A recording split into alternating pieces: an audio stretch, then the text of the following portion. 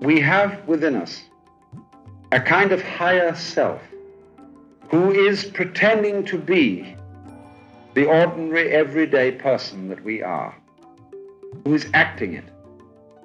That we are, in other words, that our everyday life is a dream from which we have the possibility of waking up. Welcome to the Alan Watts podcast. I'm your host, Mark Watts, and this is Being in the Way with Alan Watts. And as promised, today we're going to listen to Joyous Cosmology, an early recording made in New York at a time when most of my father's tapes were being made in the radio booth. This is a rare event in front of a live audience again. And it's interesting because this was the title Joyous Cosmology before he wrote a book in the mid-60s where he used the same title to describe psychedelic experience. But this is before all that, and it applies here more to Hindu mythology and the worldview of Vedanta. Today's podcast was co-produced with the Ram Dass Be Here Now network, and our theme music is by Zakir Hussain, courtesy of Moment Records. It's from his Rhythm Experience album. Now here is Alan Watts in Joyous Cosmology. Now I would like to try this evening a sort of experiment with you.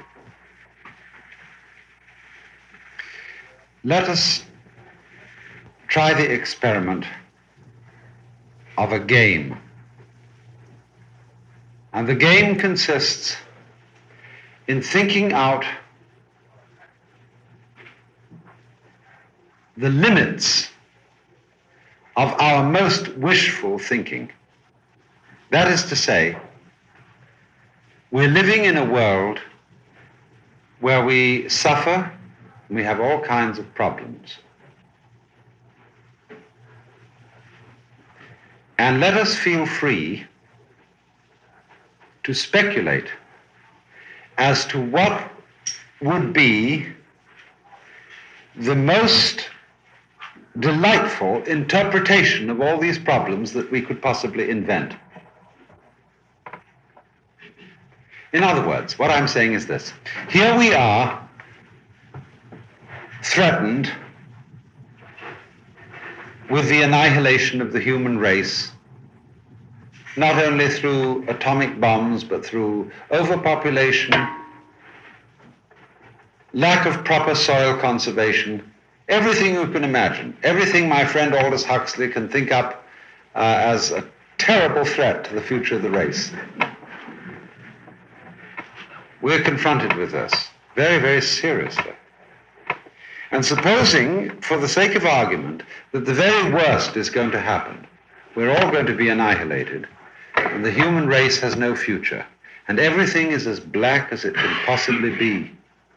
Let's take this as a point of departure. Then ask the question, if that is true, in other words, if the worst that could happen is going to happen, is there anything that would make up for it? Not necessarily, I'm not asking whether there really is anything that would make up with it. But supposing we could think up something that might, how would we think? Now, it's not entirely trivial and silly to ask such a question, because very many important discoveries that emerge in the arts and the sciences are the result of people playing quite freely with fantasies. In other words, not so long ago at MIT, one of the professors proposed to his students that they should invent a kind of being which had, say, 3 fingers instead of 5, or could only act with its nose, which had wings and claws and no fingers or something. He invented all kinds of strange organic creatures and then said, how would you construct machines and furniture and knives and forks and all ordinary everyday appliances for these creatures? And as a result of this pure fantasy, several important discoveries emerged.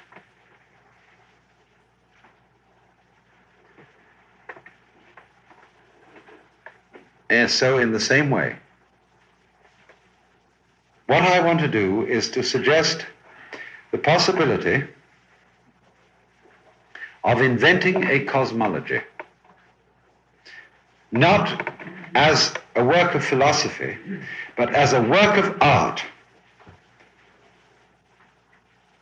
The intention of it is, let me repeat this, could we think up something,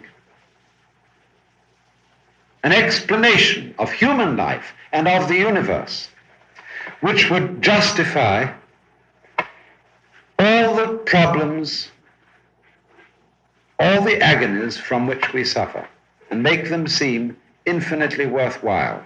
Could we invent out of thin air an explanation of the universe that would do this? And let us essay this simply as a work of art, without asking at first whether it's true or anything of that kind. You see, people often accuse religionists of wishful thinking. When I think over the religions of the world, and I hear them accused of being wishful thinking, I really don't think they're very wishful. Think of what is promised you if you live a very good life as a good Christian. How are you going to end up? You do the very best. You're going to go to heaven. And think of the images of heaven which the human imagination has thus far produced. Who wants to go there? Nobody does. It's infinitely boring. Even the Islamic people, who have a little less inhibition, have thought up their idea of heaven, and it's really rather dull. Sickeningly blissful, forever. And in our kind of half-baked view of what the Hindus and the Buddhists teach, that if you get the state of nirvana, you'll be sort of blissfully suspended in a thin gas forever. It doesn't sound terribly interesting. I would say our religions have not begun to be wishful thinking. Why don't we really do some wishful thinking? Just as a speculation. This is a game. What would we really like to be true about this world? Now, first of all, let's say we've got to start from one firm premise. That is, we've got to accept the facts of life as they are. In other words, that this world is as beastly as it is.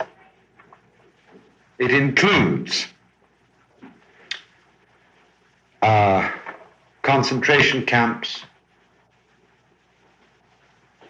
hospitals with people being mercifully tortured to stay alive with incurable cancer, and all these things, you see. It includes all that. It includes the most ghastly, horrible things that actually happen. Now, what I want to suggest, first of all, is could I invent, out of sheer imagination, a justification for a world of this kind?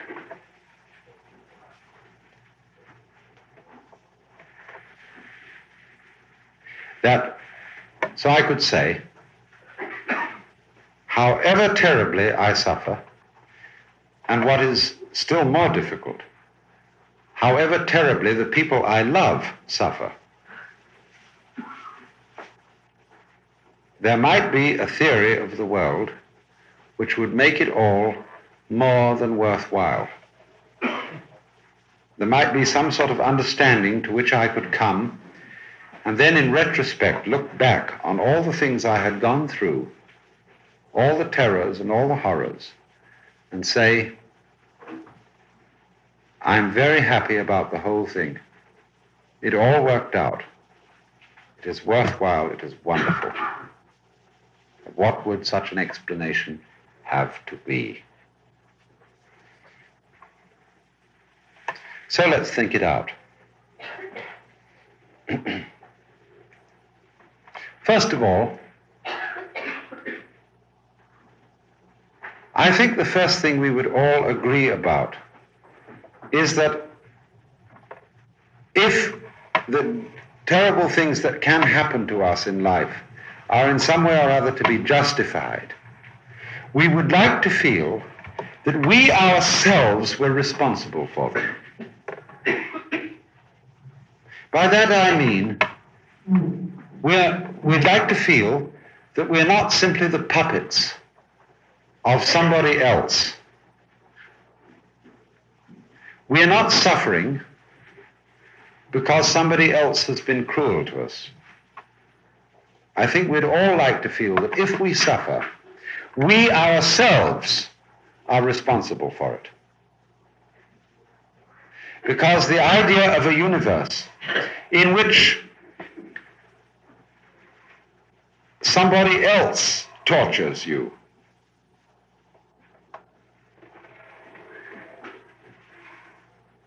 seems to me more repugnant to our basic emotions than one in which we feel that whatever happens to us happens at our own desire. Of course, this is very difficult to imagine when we are confronted with babies dying of cancer or syphilis. And we would say, how could they possibly be responsible for what's happening to them? So let us suppose, don't we have to think this way?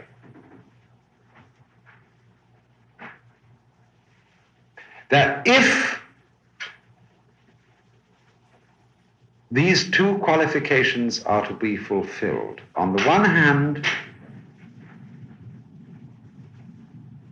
that I am responsible for everything which happens to me, and on the other hand, that the worst things that can happen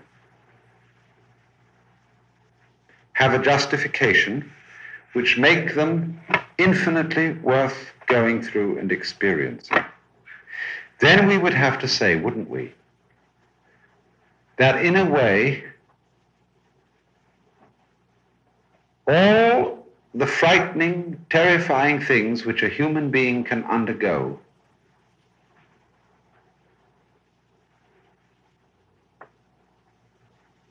are in a way a dream. You see, I'm trying to find out what would make it tolerable. And what would make it tolerable is the feeling that somehow, sometime, we could wake up from it.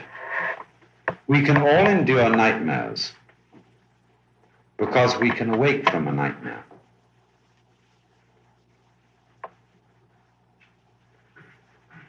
And suddenly find out what a relief, it was only a dream after all.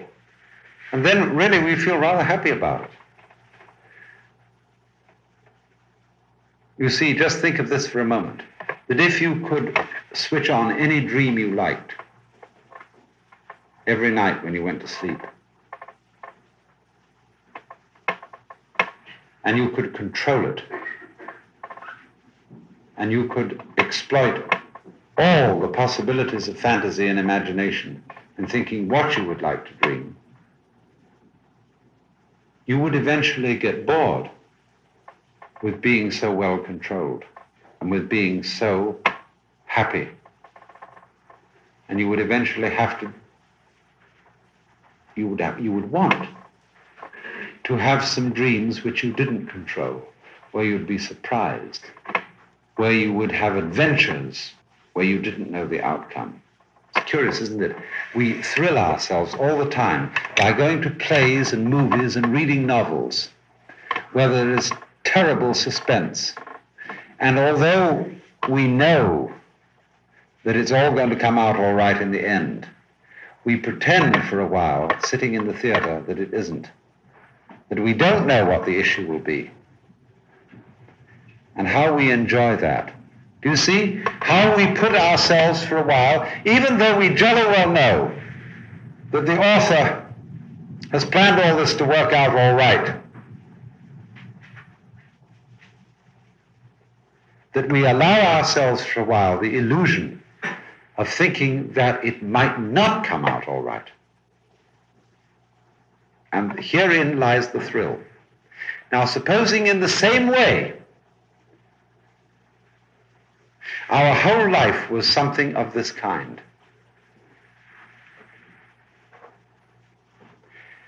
that its anxieties,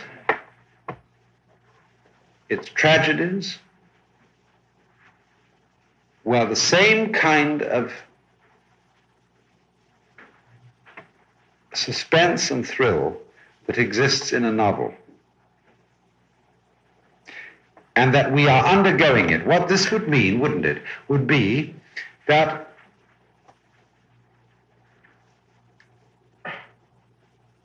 we have within us a kind of higher self who is pretending to be the ordinary, everyday person that we are,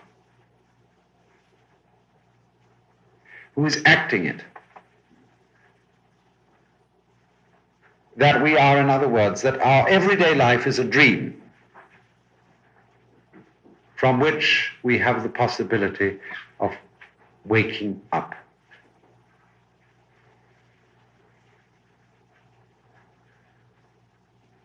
So let's, for the moment, simply assume this, not as a philosophical or metaphysical truth, but simply as an idea of pure fantasy. Supposing we are all dreaming our everyday life, and that there's a possibility of waking up from it.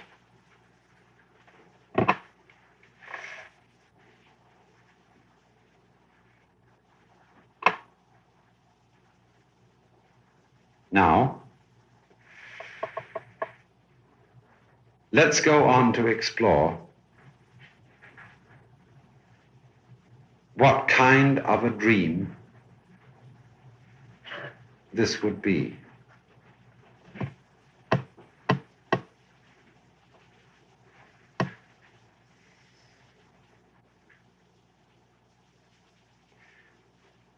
Supposing you were saying to yourself,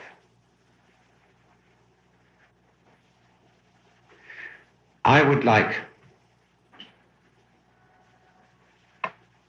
to imagine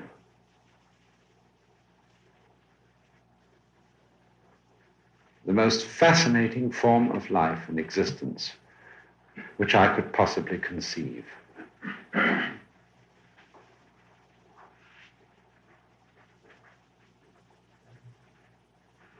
You would first of all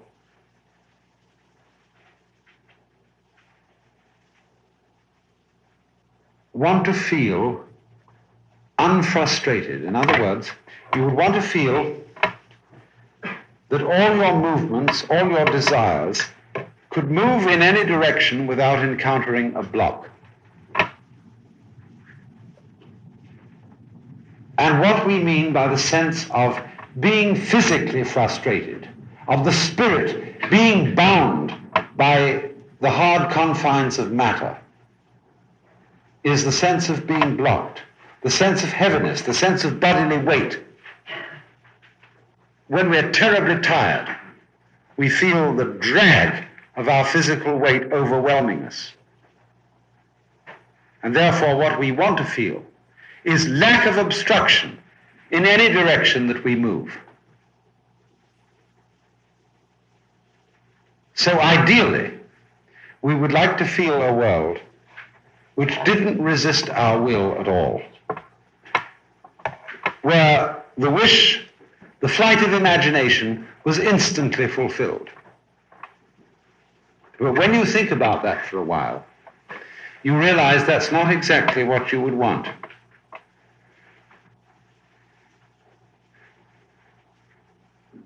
Because after a while, being able to accomplish everything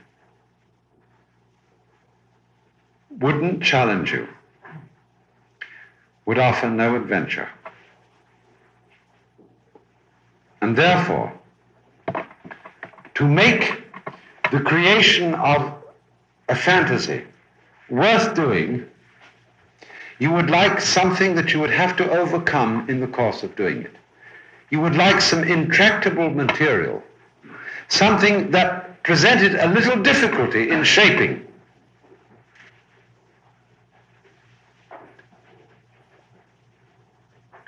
And so, I think we would all ask, and we would go out of our way to produce situations where we were confronted with difficulty.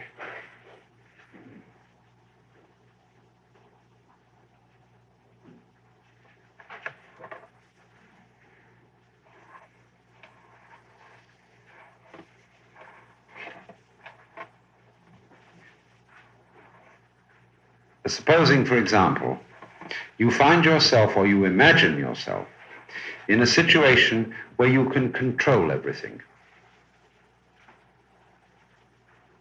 And you know always, therefore, exactly what is going to happen next.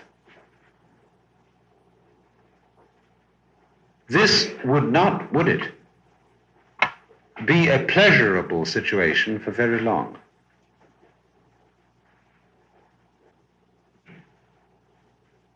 It would be boring.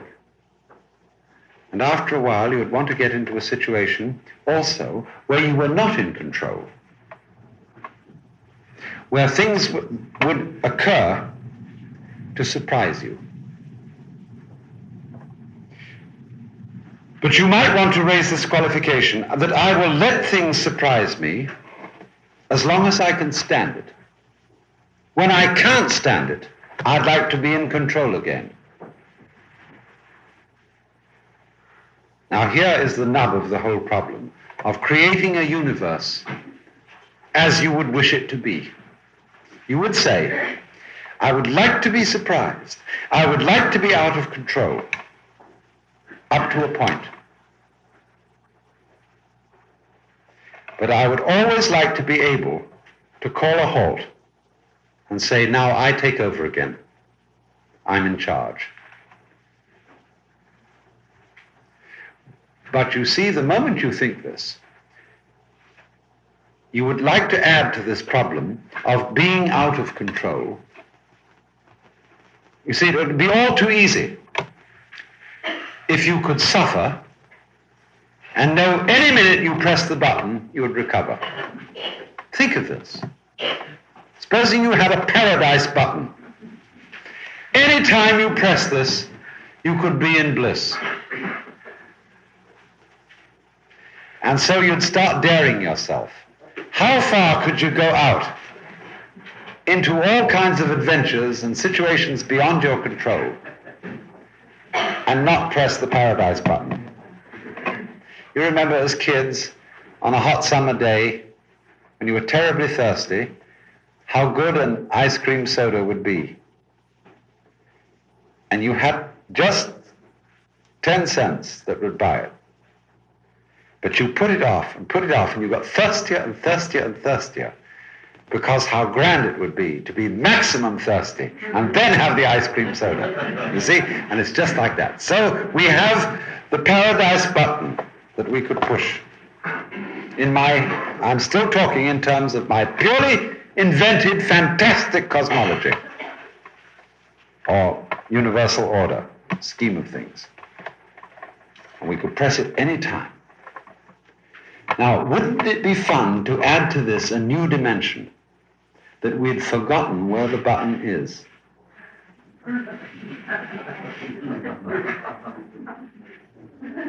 We've lost it. We don't know, and we're in, you see, scaring ourselves in a new way. First of all, we voluntarily let ourselves get out of control of the situation. Then to add to this, we forget that we are really in control and that we can press the paradise button. This is a new way of scaring yourself, a new thrill.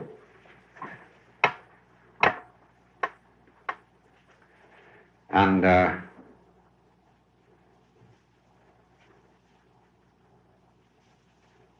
so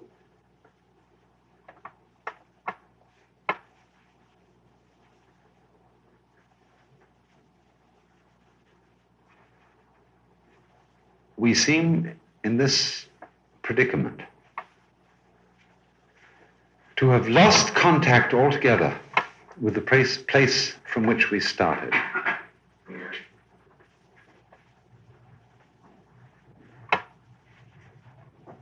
But this will only make sense, this will only answer the problem that I posed in the beginning.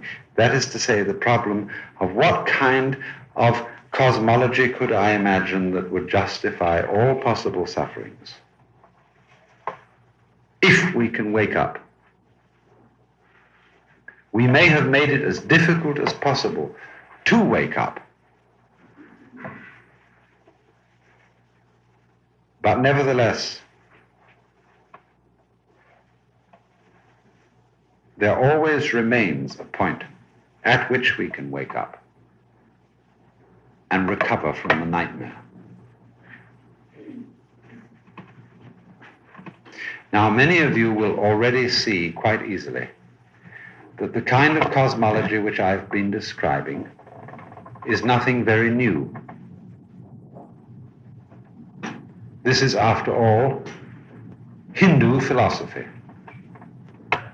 The idea that every thing, every being, every person in the world is Brahma playing the part, acting that he is all these things. The Godhead is masked, acting a drama in every single one of us, but forgets for the time being that he is the Godhead. This is Vedanta. And also you know well that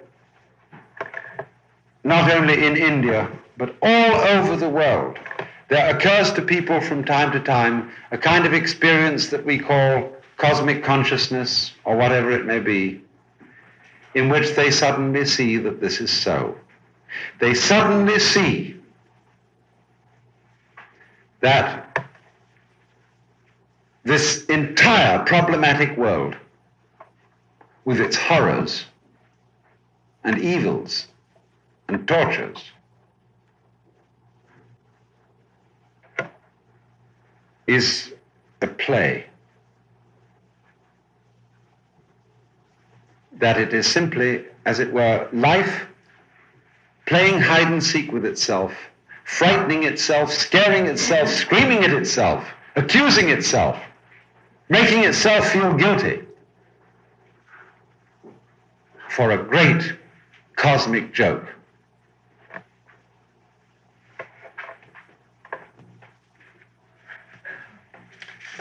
Let me read a description of this sort of experience.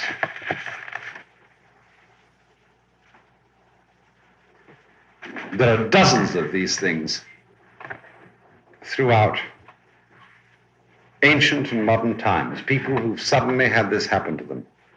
This is the description given by a very famous man, Richard Buck, who wrote a book called Cosmic Consciousness. Now listen. All at once, without warning of any kind, I found myself wrapped in a flame-colored cloud. For an instant, I thought of fire, an immense conflagration, somewhere close by in that great city. The next, I knew that the fire was within myself. directly afterward, there came upon me a sense of exaltation, of immense joyousness, accompanied or immediately followed by an intellectual illumination impossible to describe. Among other things, I did not merely come to believe, but I saw that the universe is not composed of dead matter, but is, on the contrary, a living presence. I became conscious in myself of eternal life. It was not a conviction that I would have eternal life, but a consciousness that I possessed eternal life then. I saw that all men are immortal, that the cosmic order is such that without any peradventure all things work together for the good of each and all, that the foundation principle of the world, of all the worlds, is what we call love, and that the happiness of each and all is, in the long run, absolutely certain. The vision lasted a few seconds and was gone. But the memory of it and the sense of the reality of what it taught has remained during the quarter of a century which has since elapsed.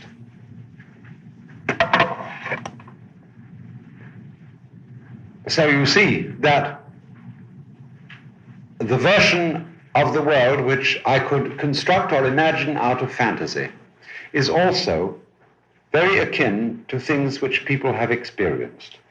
And you can call these experiences hallucinations, wishful thinking, anything you like. It, at the moment, doesn't matter. Let's suppose that that's the way things are. In other words, that we are in charge, that there is, as it were, an inner self, an inner experiencer within us all, which is really in charge of things, which is the basic reality, which nothing can overwhelm or destroy, but which is, as it were, amusing itself by forgetting that it's in charge, by embarking on adventures and becoming subject to the feeling of not being in control. And however far it ventures into being out of control, the basic fact remains in the back of the whole thing that it is in control and that nothing can possibly happen to you which is not your own will. And we must add to this, to make our fantasy complete, that one day you'll wake up. Now, don't you think that on those terms, if that were the truth, you could face life with equanimity and say, well, there aren't really any problems. One of these days I'm going to wake up from the nightmare. It's all right. No matter how deep we go, it's all an adventure. It's all scaring ourselves. It's like children. You know, just children love to scare themselves. Hide themselves in a dark room with the door shut and experience the fright. Or I remember, you know the nasty sensation you get with a plaster wall on a cold day, running your fingernails up it. I know as children, we used to do this. Just to thrill ourselves with how horrible it was. I remember, too, in school, when I was a kid, we used to have wooden pens that we wrote with, and we always used to chew them. Some people chewed the ends of their pens till they were like wooden brushes. So one day they ordered that a jar of bitter aloes would be deposited on every teacher's desk, and anybody seen chewing their pen would have it dipped in the bitter aloes. Everybody instantly chewed their pens to get it dipped in the bitter aloes, which tasted absolutely horrible, but was wonderful. And we all sucked on the bitter aloes and acquired a taste for it in about 3 minutes. This is like children. Children do this kind of thing. Perhaps because they're nearer to the source of what I'm talking about. But now, let's go on to the next important step. All I'm suggesting is that thus far I have created a fantasy that this is not the way the world is, but is a purely artistic idea of what it might be like. Now, when we've created such an idea, there are certain ways in which we can criticize it. We can criticize a work of art. Not on the grounds of, is this conception true or not true, but is it a good work of art or not?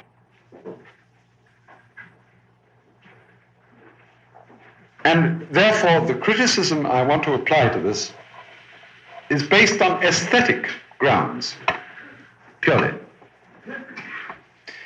And I think the aesthetic criterion I'm going to apply first is that of simplicity.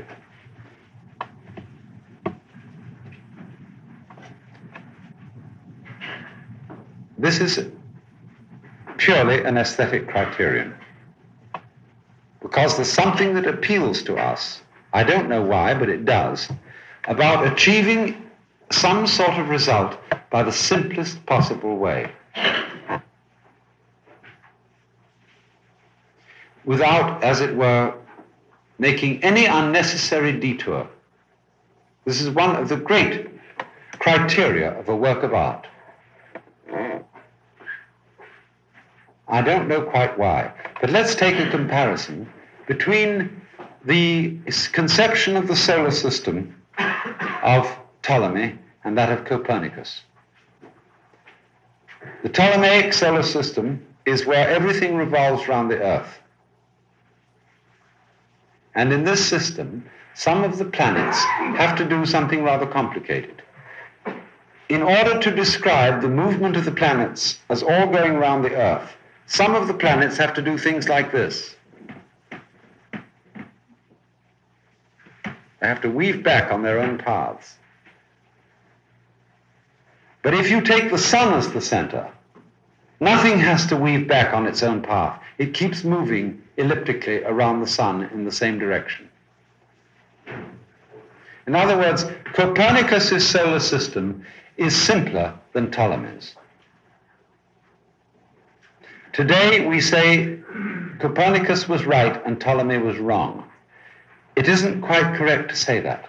Copernicus was simpler. And science has in it an aesthetic criterion, that those explanations which are simpler are accepted rather than those which are more complicated. Imagine for a moment you've got a box with two holes in it, and out of these two holes come each a piece of string. You can never get inside this box, but when you pull the piece of string on the right, the piece of string on the left goes into the box. And when you pull the piece of string on the left, the piece of string on the right goes into the box. Now, what inside the box would account for this phenomenon? You see? You can imagine all kinds of pulley wheels and gadgets inside the box that would give this result. But the simplest thing you can imagine is that the piece of string goes simply in at one hole and out at the other. That would explain it. So the scientist always chooses the simplest solution that will answer whatever he has. So if we apply this criterion to what I'm talking about, that supposing we are all a drama, that there is within us a sort of second self that is pretending to be our ordinary everyday self and is scaring itself and enjoying itself with this pretense. On these sort of aesthetic grounds, could some criticism be applied to what I'm saying? Well, I think it could. I've taken a step in inventing this idea which is perhaps unnecessary. And that is the step of making a difference between an experiencer and an experience.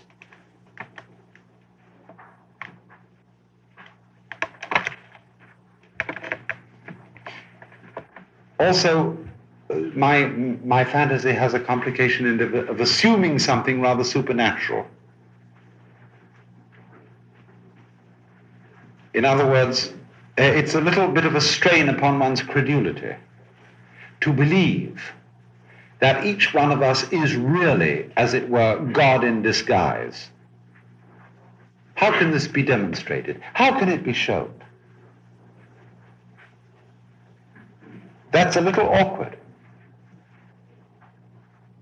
Could the theory be simplified? Could it be made easier than that? After all, what am I trying to prove? What I'm trying to prove, or what my fantasy was intended, the problem it was intended to deal with, is the conflict which we ordinarily feel between ourselves and what we experience. This is the problem of pain. Life hurts. It hurts me. And I feel different from it. How am I going to justify it? So the way in which I tried to solve this problem was by saying I have another deeper self than the one I'm ordinarily aware of. And that deeper self wants everything that happens and is really in control of it. That was the solution. Now then, I criticize the solution and say it may have in it an unnecessary step.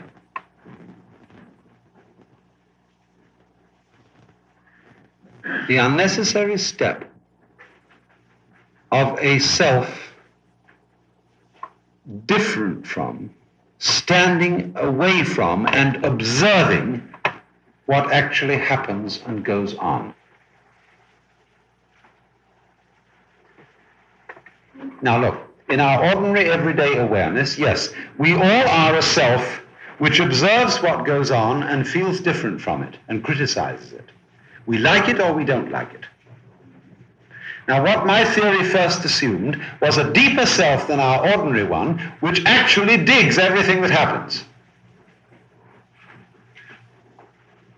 It is no longer in a position of either liking it or not liking it,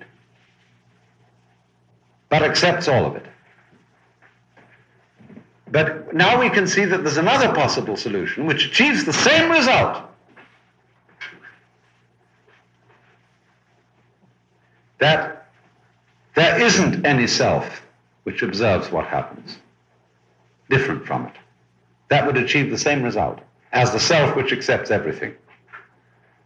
You see what I mean?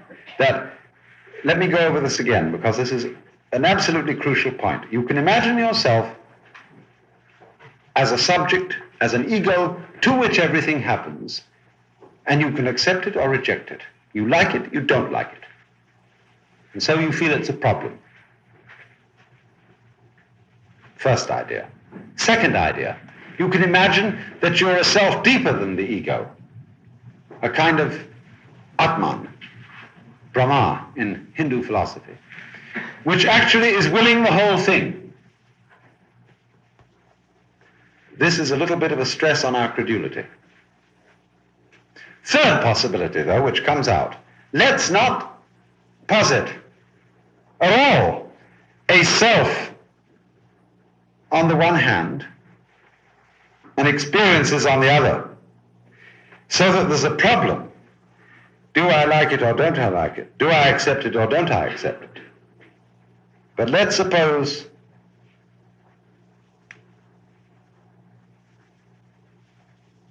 that we've introduced a problem where no problem exists. It isn't a question of whether life experience is something that we're going to accept or reject, supposing it's what we are, and no question arises of accepting or rejecting it, isn't this then a simpler description than the one I have tried to describe?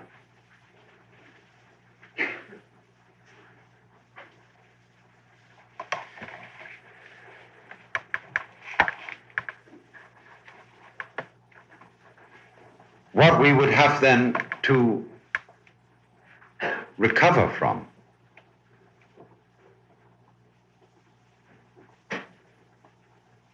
we ordinarily experience ourselves as an ego, a mind, a center of consciousness confronted with the problems of life, and absolutely, really, basically unable to deal with them.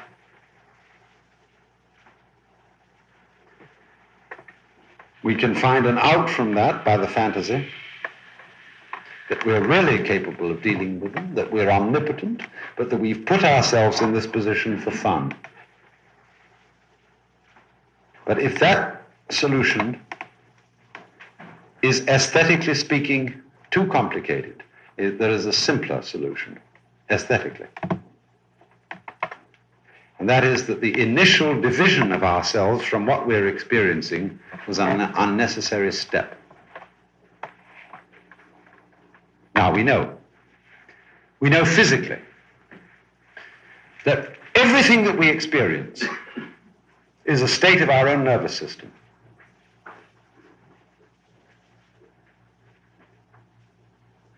That the division between the subject and the object, the self and the world, is quite conventional. At this moment, you can see me standing against the black curtain here with these flowers behind me, and you can see the backs of the heads of the people sitting immediately in front of you. And you normally assume all that is not you. It's somebody, something else. But as a matter of fact, the whole thing that you're looking at is deep inside you. It's a state of your nervous system. Now, is there somebody observing what's happening in your nervous system?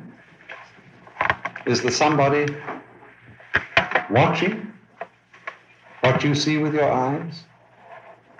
No. What you're looking at is you. As your eyes are open now, resting upon this scene, you are observing the flesh and blood of yourself. That's it. And there's no you observing it. This pattern of lights and colors and shapes is the middle of your brain. That's how the middle of your brain feels, how you feel. Not only through the sense of sight, but through all your fingertips, the drums of your ears, the taste buds in your mouth and your nose. All they're conveying to you of the external world is you.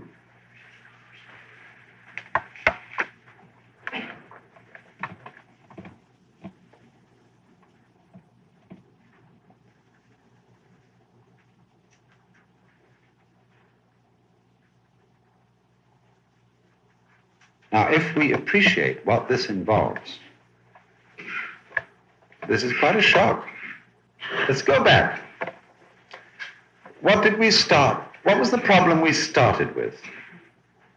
The problem we started was this.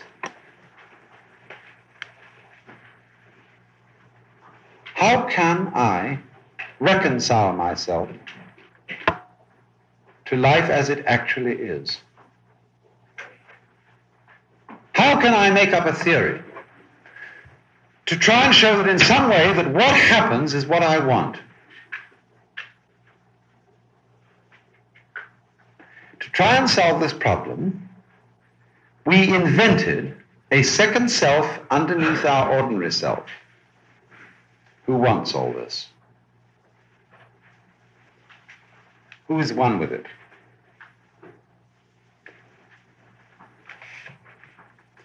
Now I've simplified it. I think I've shown we don't need that hypothesis of a second self underneath our first self. That's unnecessary.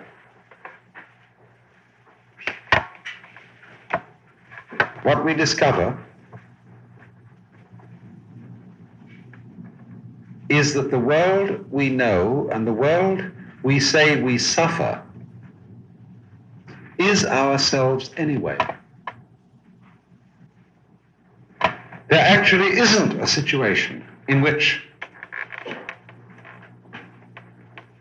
the hard facts of life impinge on and hit a person who is separate from them.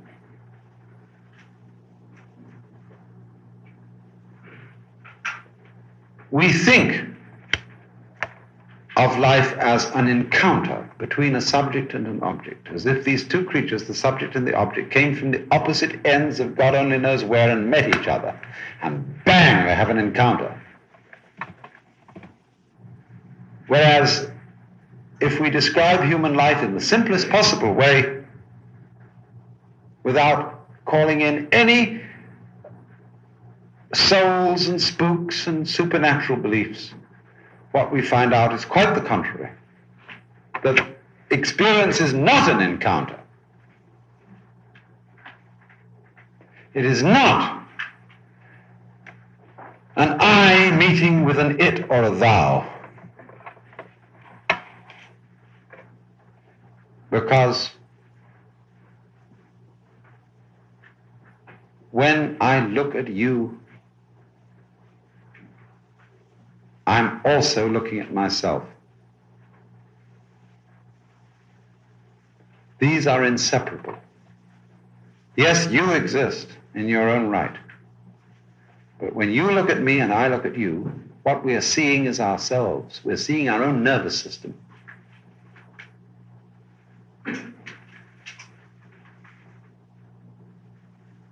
The more we know of others, the more we know of ourselves.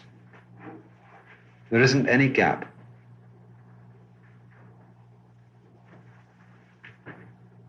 So that you could say that actually you are willing, this is putting it in sort of picturesque language, you are willing everything that happens to you. When you don't like it, you're willing you don't like. When you do like it, you're willing you do like.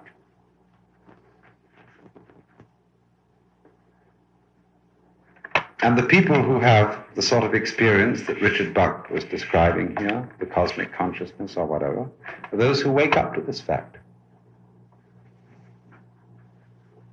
That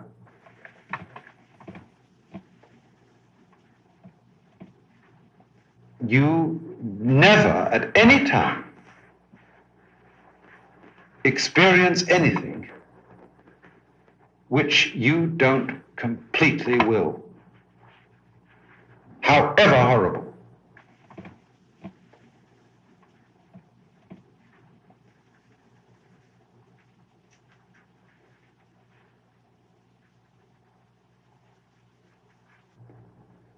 Now that's, as it were, a sort of report that comes out of a state of consciousness that is not familiar to us.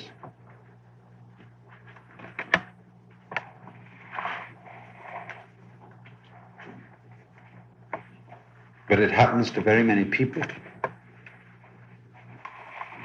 Not necessarily people who are great saints and sages who've practiced yoga and meditation disciplines for many, many years. This is an experience which happens to very ordinary people, to children, to people having their teeth extracted because they had anesthesia or something like that. There are all kinds of ways in which this may be seen. And we don't know the laws, if any, which govern how it happens. The sudden recognition, in other words, that the world that is other than yourself, that is outside you, that is not under your ordinary control, that hurts you and fights you, is deep down a hidden aspect of yourself, the unknown other that is you.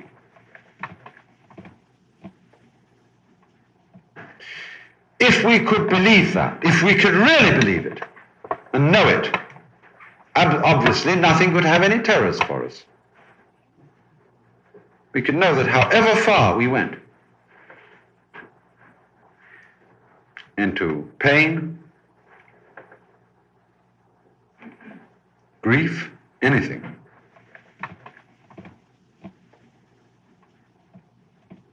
it would be simply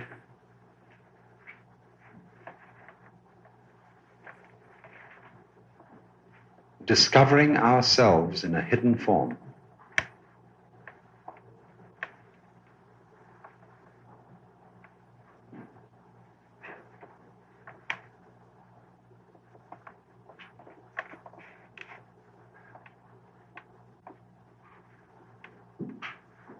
Now,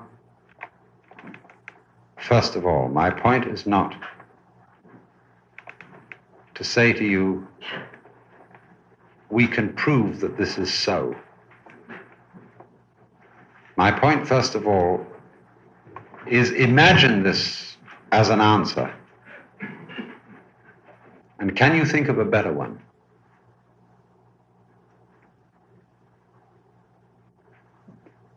Supposing, on the other hand, you want to be completely hard-boiled, we could invent a cosmology other than joyous. We could think of the disastrous cosmology.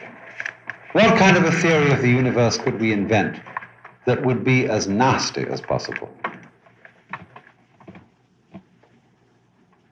And we would very quickly find that if we invented it, it wouldn't work. In other words, that all would have ceased to exist long ago. Think of the maximum nasty cosmology, and it would have collapsed.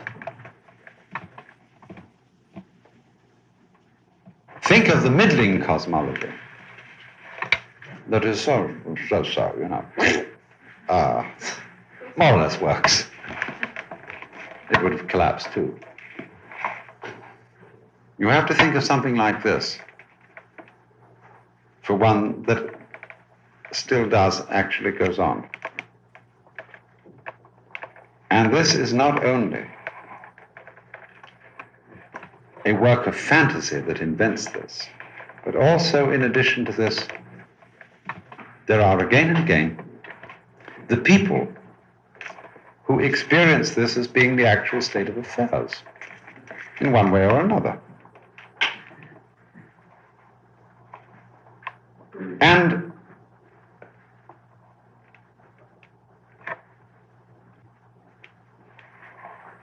I often think of a poem of G.K. Chesterton's that I read years and years ago, called The Song of the Children. It is a sort of fantasy about Jesus and his relation to the adults on the one hand, which was rather stuffy, and his relation to the children on the other. And he says he taught them, the adults, laws and watchwords, to preach and struggle and pray. But he taught us, deep in the hayfield, the games that the angels play. And had he stayed here forever, their world would be wise as ours, and the king be cutting capers, and the priest be picking flowers.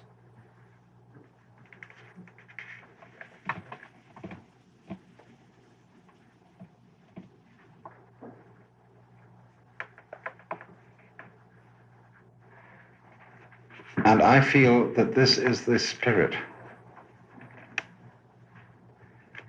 which our present day world needs more than anything else.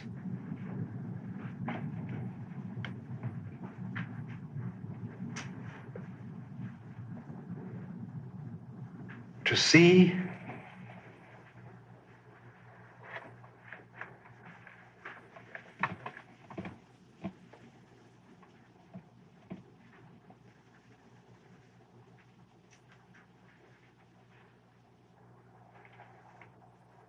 that what is truly important in life is what is frivolous.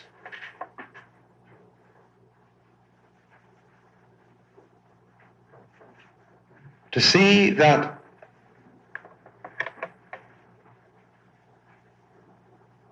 it doesn't matter two hoots that we achieve a certain success,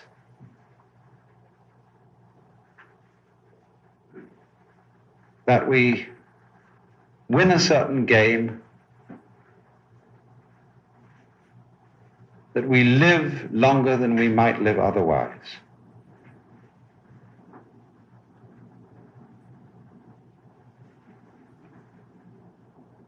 What matters more than anything else is that the king be cutting capers and the priest be picking flowers. In other words,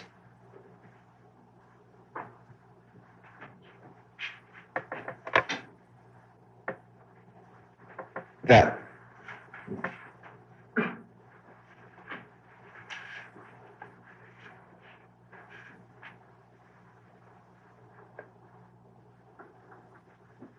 we become capable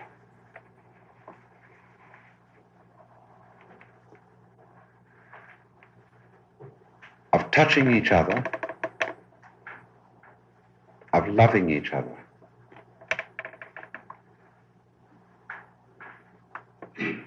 of recognizing in every other, in the strangeness and threat that we feel sometimes when we look into another person's eyes and feel, how we turn away. You look in the subway at the person sitting opposite you, and you meet their eyes for a moment and then turn off. Why? What are we afraid of?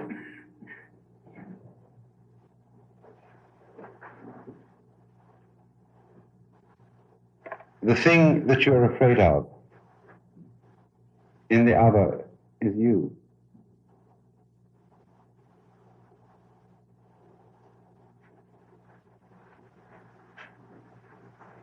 Isn't it possible? Isn't it really possible that this stop? That the fear of looking at the other, touching the other, of recognizing yourself in the other, be overcome.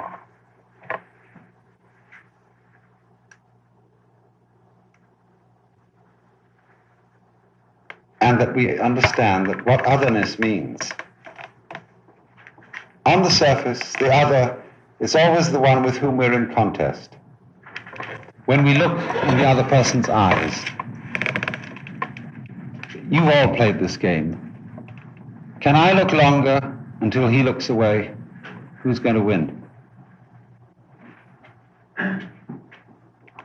What's the relationship between husband and wife? Mostly competition.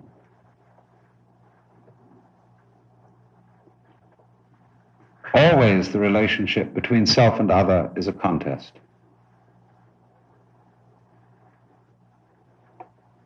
But what I mean by the joyous cosmology is seeing that all contests are faked.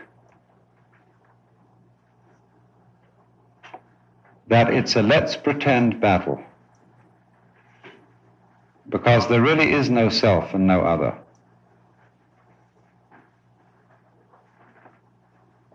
And so that when you feel the strangeness of another person, the weird unfamiliarity when you look into their eyes and feel embarrassed and peculiar and maybe threatened, what you're really feeling is your own life. And you're just thrilling yourself with the other person by climbing up behind yourself and saying, "Woo!"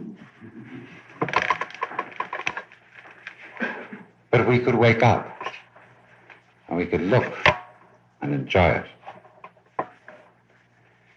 So shall we have about 5 or 10 minutes intermission? And then if you want to stay to ask questions, I'll be happy to try and discuss. Everything we experience and see is ourselves, or we are it. I don't see that explains why it is that we're not ordinarily aware of this, the way you're first saying.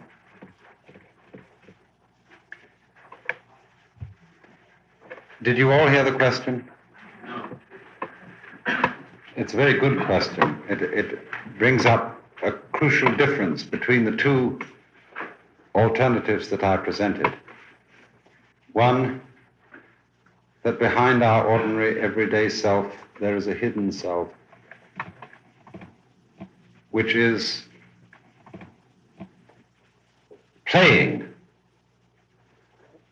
the limitations and problems of our everyday life as a hide-and-seek game. And this seems, to the questioner, to be a better explanation of the difficulty than the second position, which is not that there is a self behind the self that has the experiences of the world, but that there is no difference between the self and the experiences of the world. Then she is asking, why don't we know that this is so? You see, when we explain or answer the question why, we always cheat.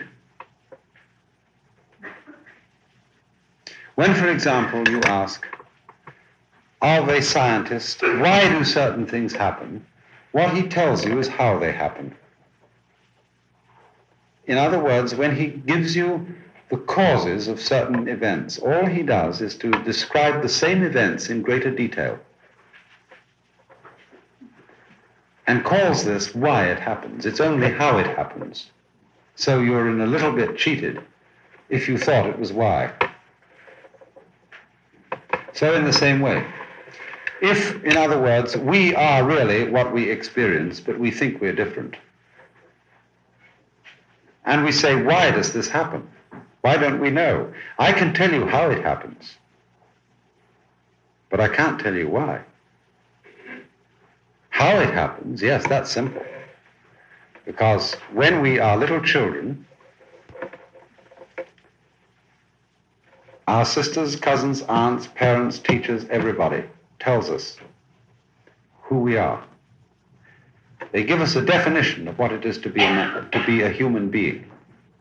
And this definition is that you are a knower who confronts the known. You are a controller. You are an agent behind acts. That's the definition of you. We're all taught this. And even if it ain't necessarily so, that's what we believe and that's what we feel. So this is why, this is not so much why, but how we come to feel divided from our experience of the world. I could go on to say how this began to happen. It was a sort of mistaken interpretation of human experience, which occurred a long time ago and grew into a habit. It's caused a lot of damage, just in the same way as a single tiny pebble may be set rolling and start an avalanche. Nobody could have foreseen that. You've been listening to Alan Watts in Being in the Way from the Be Here Now podcast network and the Alan Watts organization. Today's talk and other talks in this part of the series are from the early radio talks, and that 12-part series can be found in its entirety through the Alan Watts site. Go to alanwatts.org and look for audio recordings, and you'll see it among the seminars, classic radio recordings. And thank you once again for joining us. From the time we are children, the story is already told to us. Grow up, fall in love, get married, and live happily ever after. It's written into our fairy tales, our films, our families, and so marriage becomes not merely a ritual, but the symbol of ultimate fulfillment, the proof that you are loved, the guarantee that you are wanted, the contract that love will stay forever. But as you grow older, As life unfolds, as reality seeps in, you begin to see the cracks in this story. For the truth is, marriage cannot give you what you seek, not because marriage is wrong, but because what you are seeking cannot be given by anyone, nor guaranteed by any ritual. Think of it this way. Love is like music. You don't make music to get to the end of the piece. If that were the case, the greatest composers would write nothing but finales.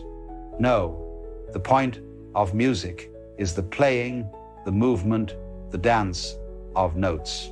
Marriage, however, is often mistaken as the finale, the end point, where the music of love is supposed to settle into a permanent chord.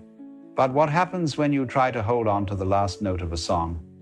It dies. It ceases to be music at all. And this is the problem we run into with marriage when we imagine it as the guarantee of love. We try to freeze love in time. We try to hold the moment still, to secure it, to lock it away, so that it will never slip through our fingers. But in doing so, we suffocate the very life out of it. Have you noticed how much of our culture equates marriage with ownership? We speak of my wife, my husband, as though the other person were a possession.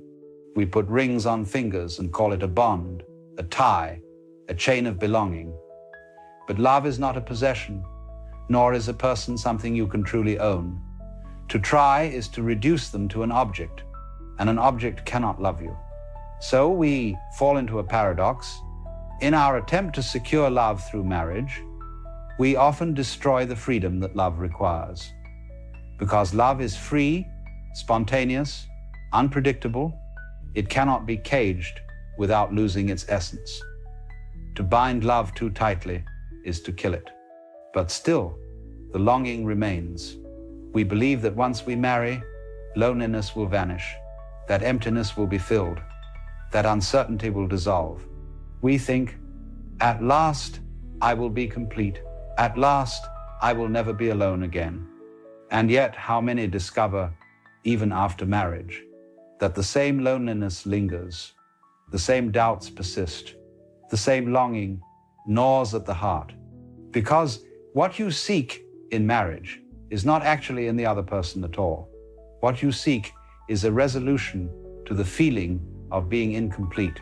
And that is something no ritual, no contract, no partner can ever deliver. Now, don't misunderstand me. This is not to say that marriage is meaningless or that love between two people is false. It is to see clearly that marriage cannot be a substitute for wholeness. If you go into it with the belief that it will complete you, you have already placed a burden upon it that it cannot bear. Imagine trying to drink from a glass and expecting it to quench the thirst of your whole life. The glass was never meant to do that. It was only meant to hold water for a moment. Marriage, in the same way, can hold love, but it cannot create it, nor preserve it forever. It can be a container for joy, for companionship, for intimacy, but it cannot serve as the source of those things. The source lies deeper in the very nature of being. And yet, because we misunderstand this, we suffer. We enter marriage expecting security and instead find uncertainty. We expect permanence and instead find change. We expect to be fulfilled and instead discover new longings arising. So we begin to resent the other person. You are not giving me what I was promised. You are not making me happy. But it was never the job of another person to make you whole. And if you truly love someone, you do not ask them to bear that impossible burden. Think of a bird. You do not love it by putting it in a cage and locking the door, saying, "Now you are mine. Now you cannot leave. Now I am secure." If you do that, you have killed what you loved, its freedom, its flight, its song. To love a bird is to watch it fly, to hear its song carried on the wind, knowing that its life is its own. Marriage, when misunderstood, becomes a cage. But marriage, when seen rightly, can be a perch, a place where two birds rest together, freely, without chains. But most of us don't see it this way. We are afraid. We are so deeply insecure about being alone, about facing the vastness of life without someone by our side, that we try to trap love, to nail it down, to legislate it into permanence. And so the ritual of marriage, which could be a celebration, becomes a guarantee, a promise that love will never leave, that loneliness will never return, that uncertainty will vanish. And when life proves otherwise, we suffer terribly, because marriage cannot fulfill a promise that is impossible.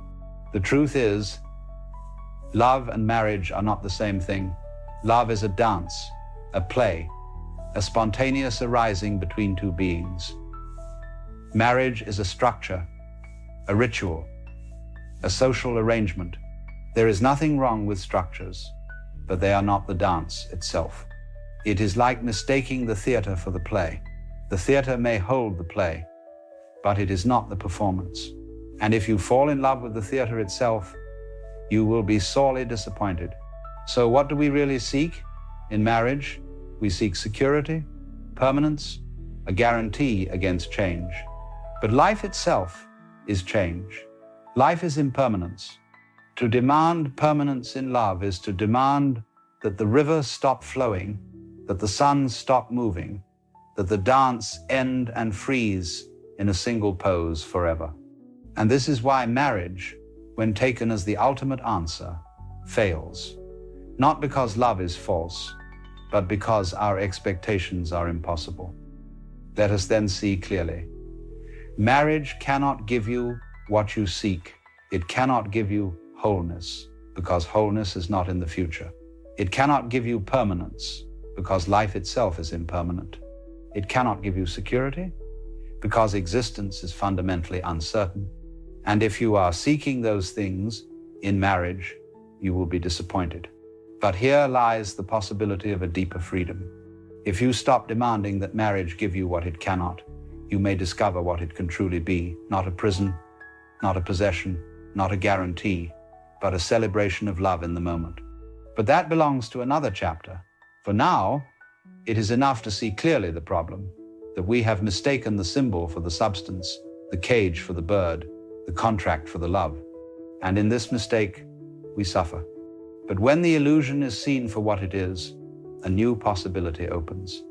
If the first chapter was about seeing the problem, let us now turn to the possibility. Because once you see that marriage cannot give you security, permanence, or wholeness, you are free to discover what it can give. And here is the paradox. It is only when you stop demanding that marriage fulfill impossible promises that you are finally able to experience its real beauty. Think of the ocean again. If you go to the shore demanding that the sea be still, that the waves never rise, that the tide never change, you will always be frustrated. But if you go to the sea to watch it move, to feel its rhythm, to play in its foam, then the ocean becomes a joy. Marriage is the same. If you demand that it guarantee permanence, you will always be disappointed. But if you allow it to be what it is, a meeting place, a dance, a celebration of love in the moment, then you will discover a freedom and intimacy that cannot be manufactured. Let us make this clear. Love is not about possession. Love is participation. It is not about saying, "You are mine forever." It is about saying, "Here we are, together, now." The beauty of marriage, when rightly understood, is not that it guarantees tomorrow, but that it celebrates today. It is two beings choosing, in freedom, to return to one another again and again, not because they must, but because they may. And that is a far deeper commitment than any contract could enforce. Imagine this. Every morning, you wake up next to someone, and they are there not because they are bound, not because they are trapped, but because they want to be there. Each day is a new beginning, a fresh choice. That is real commitment, not the security of chains, but the devotion of freedom. And that is what marriage can be, if you let go of the illusion that it should be something else. Alan Watts once said that trying to make love permanent is like trying to bottle a wave.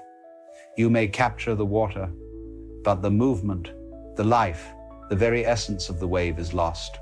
So the secret is to stop trying to capture, to allow love to move, to rise and fall, to come and go like music. Music is beautiful because it plays and ends, and yet we do not grieve when a song ends, because its ending is part of its beauty. In the same way, the moments of love in marriage are precious precisely because they are fleeting. To try to freeze them would be to destroy them.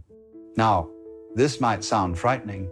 If marriage cannot promise permanence, then what is the point? The point is play. Think of dancing.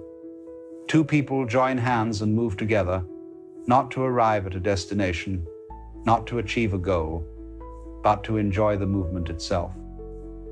No one asks, but where are we going with this dance? That would be absurd. Marriage, when freed from the illusion of permanence, becomes a dance. Two people moving in rhythm, not bound by chains, but drawn together by the joy of the movement itself. But here is the catch. To dance requires vulnerability. You cannot hold back and expect the dance to happen. You must give yourself to the rhythm. This is why marriage, rightly lived, is not about security, but about courage. It is about stepping into uncertainty together, knowing that nothing is guaranteed, but trusting the rhythm nonetheless. And here lies the beauty. It is precisely because nothing is guaranteed that love becomes real. If it were forced, if it were guaranteed, it would be meaningless. But because it is chosen freely in each moment, it has weight. Look at the stars. They shine for a time, and then they burn out. Their impermanence is not a flaw, but their glory. Marriage, too, is not about lasting forever, but about shining brightly while it exists. And when you can see it this way, something remarkable happens. You no longer cling in desperation. You no longer demand guarantees. You begin to appreciate what is here and now. And that is the secret of love. Not possession, not permanence, presence. Now, you may ask, but what about faithfulness? What about commitment? Are these illusions too? No, they are not illusions, but they are misunderstood. True faithfulness is not the result of chains. It is not the product of contracts. It is the flowering of freedom. If you choose to be with someone again and again, not because you must, but because you want to, that is true fidelity. That is true devotion. And it is far stronger than any external bond could ever enforce. Marriage, then, is not a cage. It is not a contract of ownership. It is a celebration, a ritual of remembrance, a way of saying, let us play together, let us dance together, let us live together in this moment. When you see it this way, marriage becomes light, playful, alive. It ceases to be a burden and becomes a joy. But to experience this, you must first give up the illusion that it will complete you, or guarantee you against loss, or secure you against change. You must see that those desires are impossible. Only then can you be free to love. Then main. So let us return to the question, why can marriage never give you what you seek? Because what you seek is wholeness, security, permanence, and those are not found in marriage. They are found in the acceptance of life itself, in the realization that you are already whole, already complete, already free. When you know this, then marriage ceases to be a desperate attempt to fill a void. It becomes a celebration of the fullness that is already there. And paradoxically, only then can marriage truly flourish. Then main. For if two people come together not out of need, but out of fullness, their love is free. It is not a chain, but a gift, not a burden, but a joy. They can allow each other to be without trying to own, without trying to control. And in that freedom, love breathes, then mate. So the secret is simple. Stop asking marriage to be something it cannot. Stop demanding that it fill the emptiness, or banish uncertainty, or guarantee permanence. See it instead as a play, a dance, a celebration of what already island. Then marriage becomes not a prison, but a playground. Not a guarantee, but a gift. Not a desperate grasp for security, but a free expression of joy. And in this freedom, love is not lost, but found again and again, each day, each moment, as long as the dance continues. It's a strange game we play. We spend our lives trying to repair ourselves, as if we were somehow damaged. Forever polishing the mask we show the world.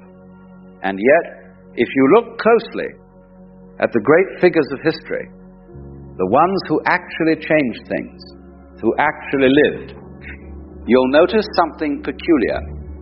They were all cracked, every single one of them. Broken in some way.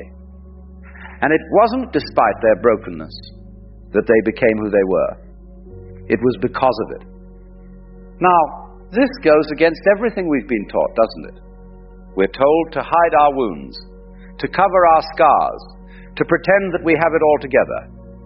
But what if I told you that your very brokenness, the thing you're most ashamed of, is precisely what the universe needs from you?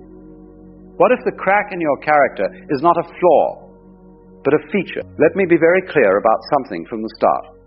When I say damaged, I'm not talking about someone who is careless or irresponsible, or who uses their pain as an excuse. No. I'm talking about the person who has been to the edge, who has looked into the darkness of their own soul and come back trembling. I'm talking about the person who knows, really knows, that they are not self-sufficient, that they cannot do this thing called life on their own. These are the people the universe chooses, not because they are weak, but because they are awake. You see, the universe has no use for the self-made man. That fellow who struts around, believing he pulled himself up by his own bootstraps, who thinks his success is entirely his own doing. He's a closed system. There's no space for anything greater to work through him, because he's already filled to the brim with himself. But the damaged person, the broken one, they have cracks, and through those cracks, light gets in. Think about water for a moment. If you have a perfectly sealed container, water cannot enter. But if there's a crack, the tiniest opening, water finds its way in. It seeps through. It fills the space. This is how grace works.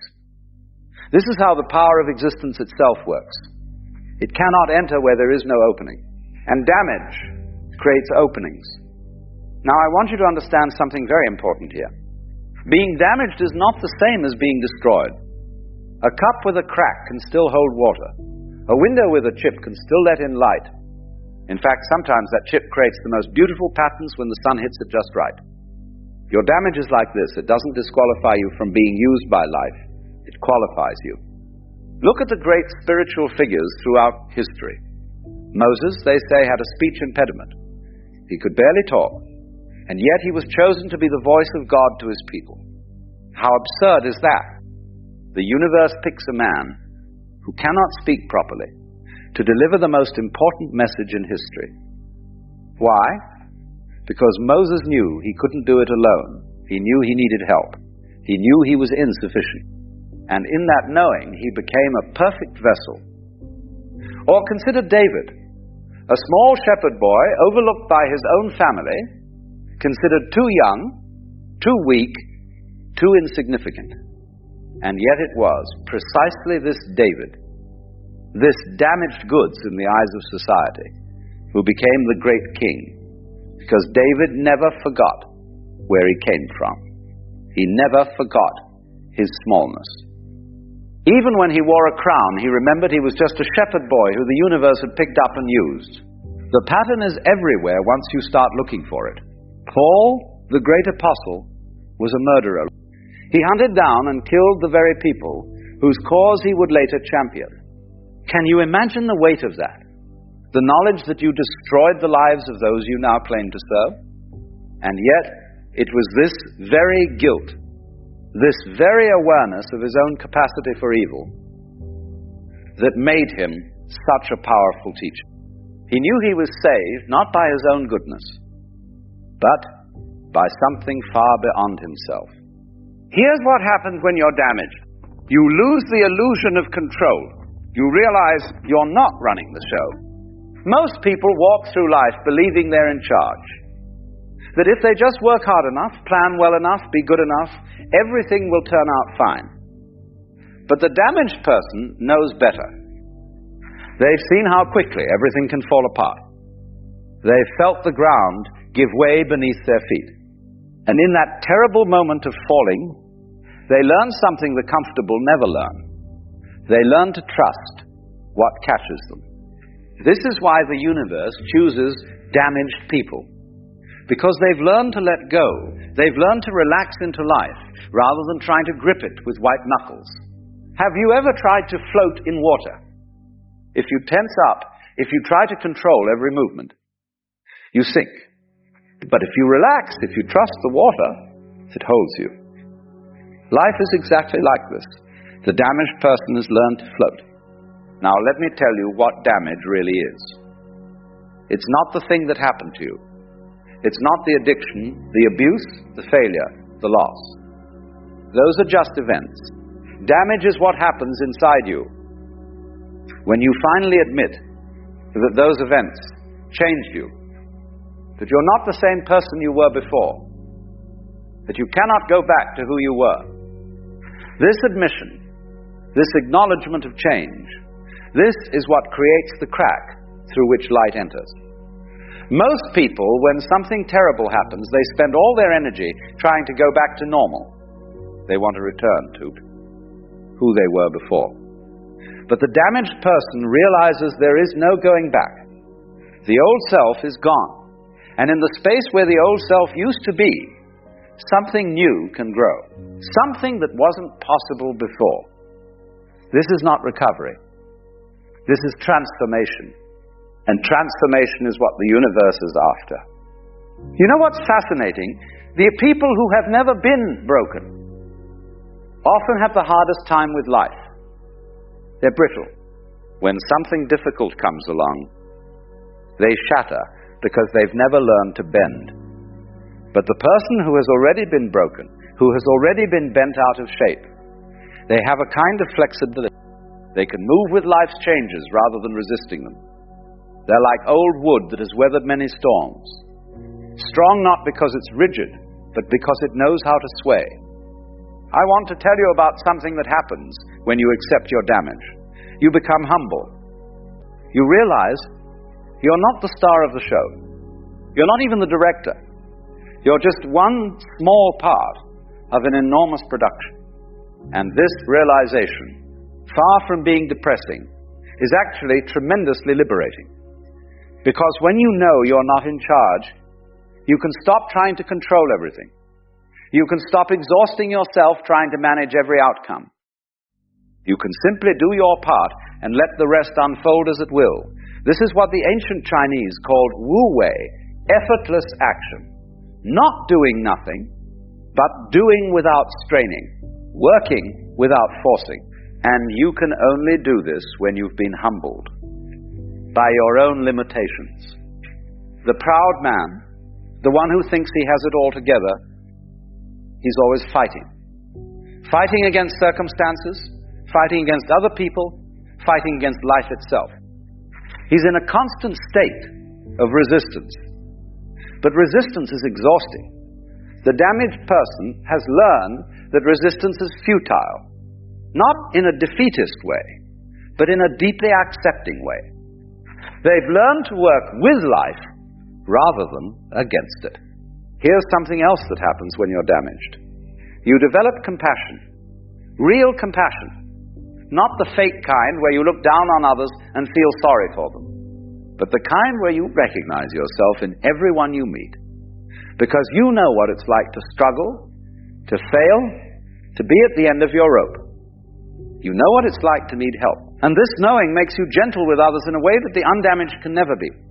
The person who has never really suffered often judges those who are suffering. They think, why don't they just pull themselves together? Why don't they just try harder? But the damaged person knows it's not that simple. They know that sometimes trying harder is exactly the wrong thing to do. Sometimes you have to stop trying and simply surrender.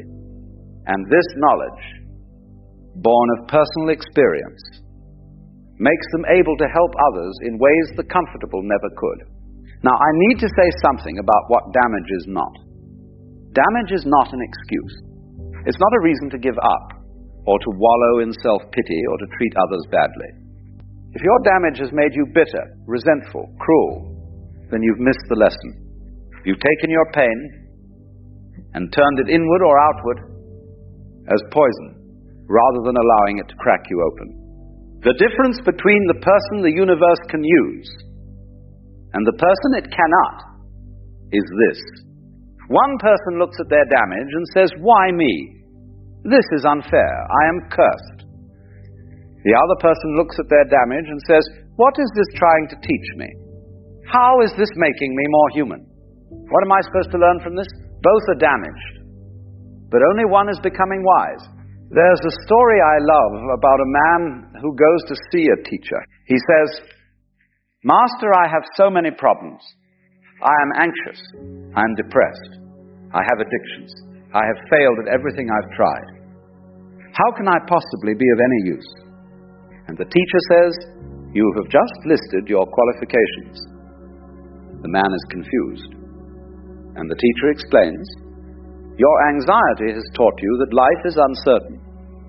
Your depression has taught you that happiness cannot be forced. Your addictions have taught you that you need help. Your failures have taught you humility. These are not disqualifications. These are your credentials. This is what I mean when I say the universe chooses damaged people.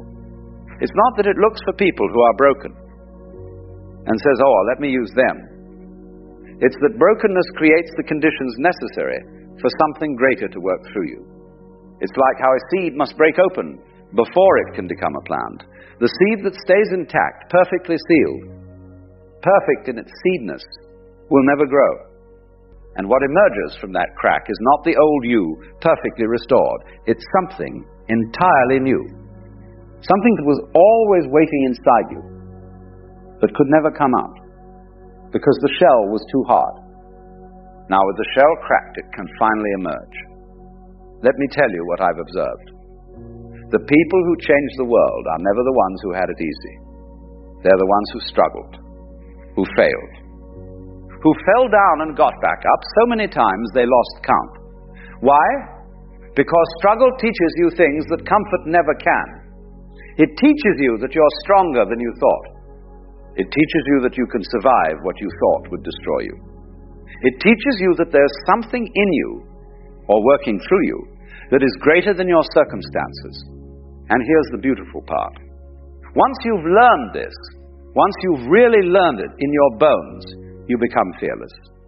Not fearless in the sense that you're never afraid, but fearless in the sense that you know fear is just a feeling, and feelings past. You know that even if the worst happens, you'll be okay, because you've already survived the worst, or something close to it, and you're still here. This is the great secret of damaged people. Free to take risks, free to speak truth, free to love without holding back, because they know that holding back doesn't protect you anyway. I want you to think about this for a moment. Who would you rather learn from? Someone who has never failed, who has always succeeded at everything they tried, who has never known real suffering, or someone who has fallen flat on their face, who has known despair, who has clawed their way back from the edge. The first person can tell you about success, but the second person can tell you about life. The universe chooses damaged people because they have wisdom that the comfortable don't have. They've been refined by fire. They've had the unnecessary burned away. What remains is essential, true, real. And this is what the universe needs. Not people who are perfect, but people who are real. Now here's where it gets really interesting. When you accept your damage, when you stop trying to hide it or fix it or pretend it's not there, something magical happens. Other people see it, and they recognize themselves in you. Your damage becomes a bridge, a way for others to cross from their isolation into connection. Because everyone is damaged in some way. Everyone has wounds they're trying to hide. But when you stop hiding yours, you give others permission to stop hiding theirs. This is how healing happens. Not through pretending to be whole, but through admitting you're broken. Not through presenting a perfect image, but through showing your scars. Your willingness to be vulnerable, to be seen in your damage. This is what allows others to be vulnerable too. And in that mutual vulnerability, something beautiful happens. Connection. Real, deep, human connection. The universe doesn't choose damaged people to do its work. Despite their damage, it chooses them because of it. Because damage creates humility. Humility creates openness. Openness creates space. And in that space, something greater can work. Call it God, call it the universe, call it the power of life itself. Whatever you call it, it needs space to work. And damage creates that space. So if you're sitting there thinking, I'm too broken to be of any use, I'm too damaged to matter, I've made too many mistakes, let me tell you something. You're exactly who the universe is looking for. Your brokenness is not a bug, it's a feature. Your damage is not a disqualification, it's your credential. Your wounds are not shameful secrets. They're badges of honor that say, I have lived, I have suffered, I have learned, and I am still here. The universe doesn't need more perfect people. It needs more real ones. It doesn't need more people who have it all together. It needs more people who are willing to fall apart and be put back together in a new way. It doesn't need more people pretending to be strong. It needs more people who know they're weak and let something stronger work through them. This is the great paradox. Power is made perfect in weakness. Not despite weakness, but in it, through it, by means of it. The very thing you think disqualifies you is what qualifies you. The very wound you're trying to hide is the door through which light can enter. The very damage you're ashamed of is the crack through which grace flows. So stop trying to fix yourself. Stop trying to present a perfect image. Stop pretending you have it all together. Instead, be honest about your damage, acknowledge your brokenness, admit your need for help. And then, in that moment of honest vulnerability, you'll discover something amazing. You're not alone. You've never been alone. And the very damage you thought made you unusable is what makes you perfect for what the universe needs you to do. And the best vessels are the ones that have been broken and put back together. They're the ones that know they're just containers, not the thing contained. They're the ones that let light pass through them because they're full of cracks. And that light, that power, that grace, it shines all the brighter because of those cracks. So be damaged. Be broken. You know, there's something rather curious about human relationships. We walk through life believing that the people closest to us, those we love, those we trust, have our best interests at heart. And perhaps they do. Or perhaps we've confused their needs with our well-being. Perhaps we've become so accustomed to saying yes that we've forgotten what it feels like to say no. And so we carry on, nodding along, extending ourselves, stretching ourselves thin, until one day we look in the mirror and wonder where we went. When did we become this person who lives entirely for others? Now I want you to consider something. If you were to sit quietly for just a moment, really quietly, and ask yourself, when was the last time I did something purely for myself? What answer would come? Would it be last week, last month, last year? Or would you discover, with a touch of sadness, that you can't quite remember because somewhere along the way, you stopped mattering to yourself. You became a resource, a solution, a pair of hands to fix what others have broken. And nobody asked if you were tired. Nobody wondered if you needed rest. They simply assumed you'd always be there, ready to give, ready to help, ready to sacrifice. This is what we're going to talk about today, not the grand tragedies of life, but the small, quiet thefts, the ways people ask things of you that steal your peace, drain your energy, and leave you wondering why you feel so empty. Because you see, it's not always obvious. They don't come with a sign saying, "I'm about to take advantage of you." No, they come with tears, with guilt, with phrases like, "But you're my father," or "You're my sister," or "If you loved me, you would." And before you know it, you're carrying a weight that was never meant to be yours. So let me share with you 5 things that people will ask of you. 5 things that sound reasonable on the surface, but are anything but. And more importantly, why staying away from people who make these requests might be the wisest thing you ever do. The first thing people will ask is for you to carry their responsibilities as if they were your own. Have you noticed this pattern? Someone close to you, perhaps a son, a daughter, a sibling, comes to you with a problem. Not just any problem, but their problem. And they present it in such a way that suddenly it becomes your emergency. They say things like, "I don't know what to do," or "I'm really struggling," or "Can you help me?" And because you love them, because you want to be helpful, you step in. You offer advice, you offer money, you offer your time. And what begins as a single favor becomes a permanent arrangement.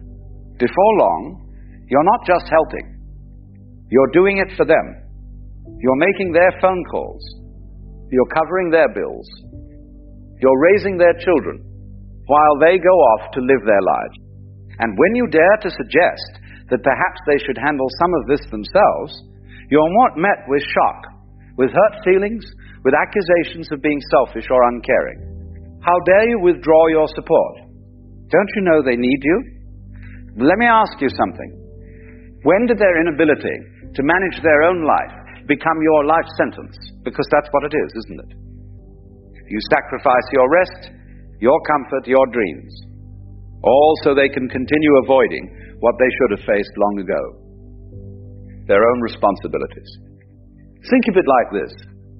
Imagine you're walking along a path carrying your own backpack. It's heavy enough. It contains your worries, your plans, your needs. And then someone comes along and says, "Here, can you carry mine too? Just for a little while." So you take it because you're kind. But then another person appears, and another, and another, and before you know it, you're bent double under the weight of everyone else's baggage while they walk freely ahead, unencumbered, expecting you to keep up. This is not help. This is exploitation dressed up as love. And the cruelest part is that the more you give, the more they expect.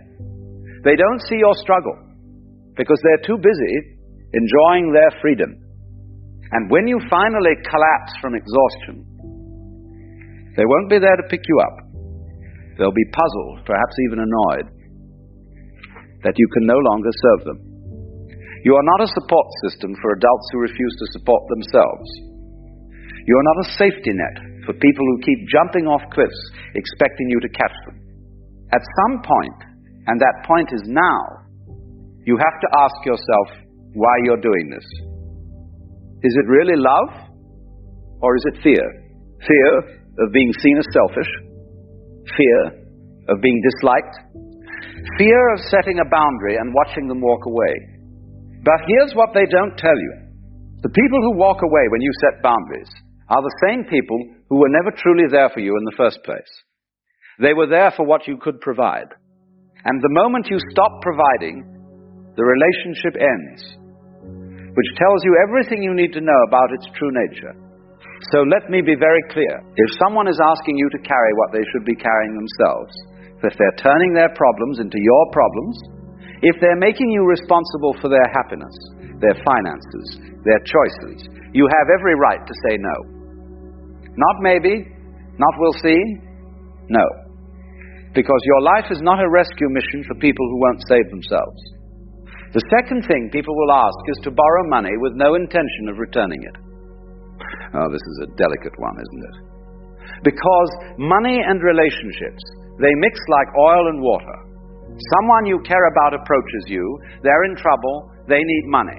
Not a lot, they say, just enough to get by. Just to cover this bill or that emergency or this one-time situation, and they absolutely promise they'll pay you back next week, next month, as soon as things get better.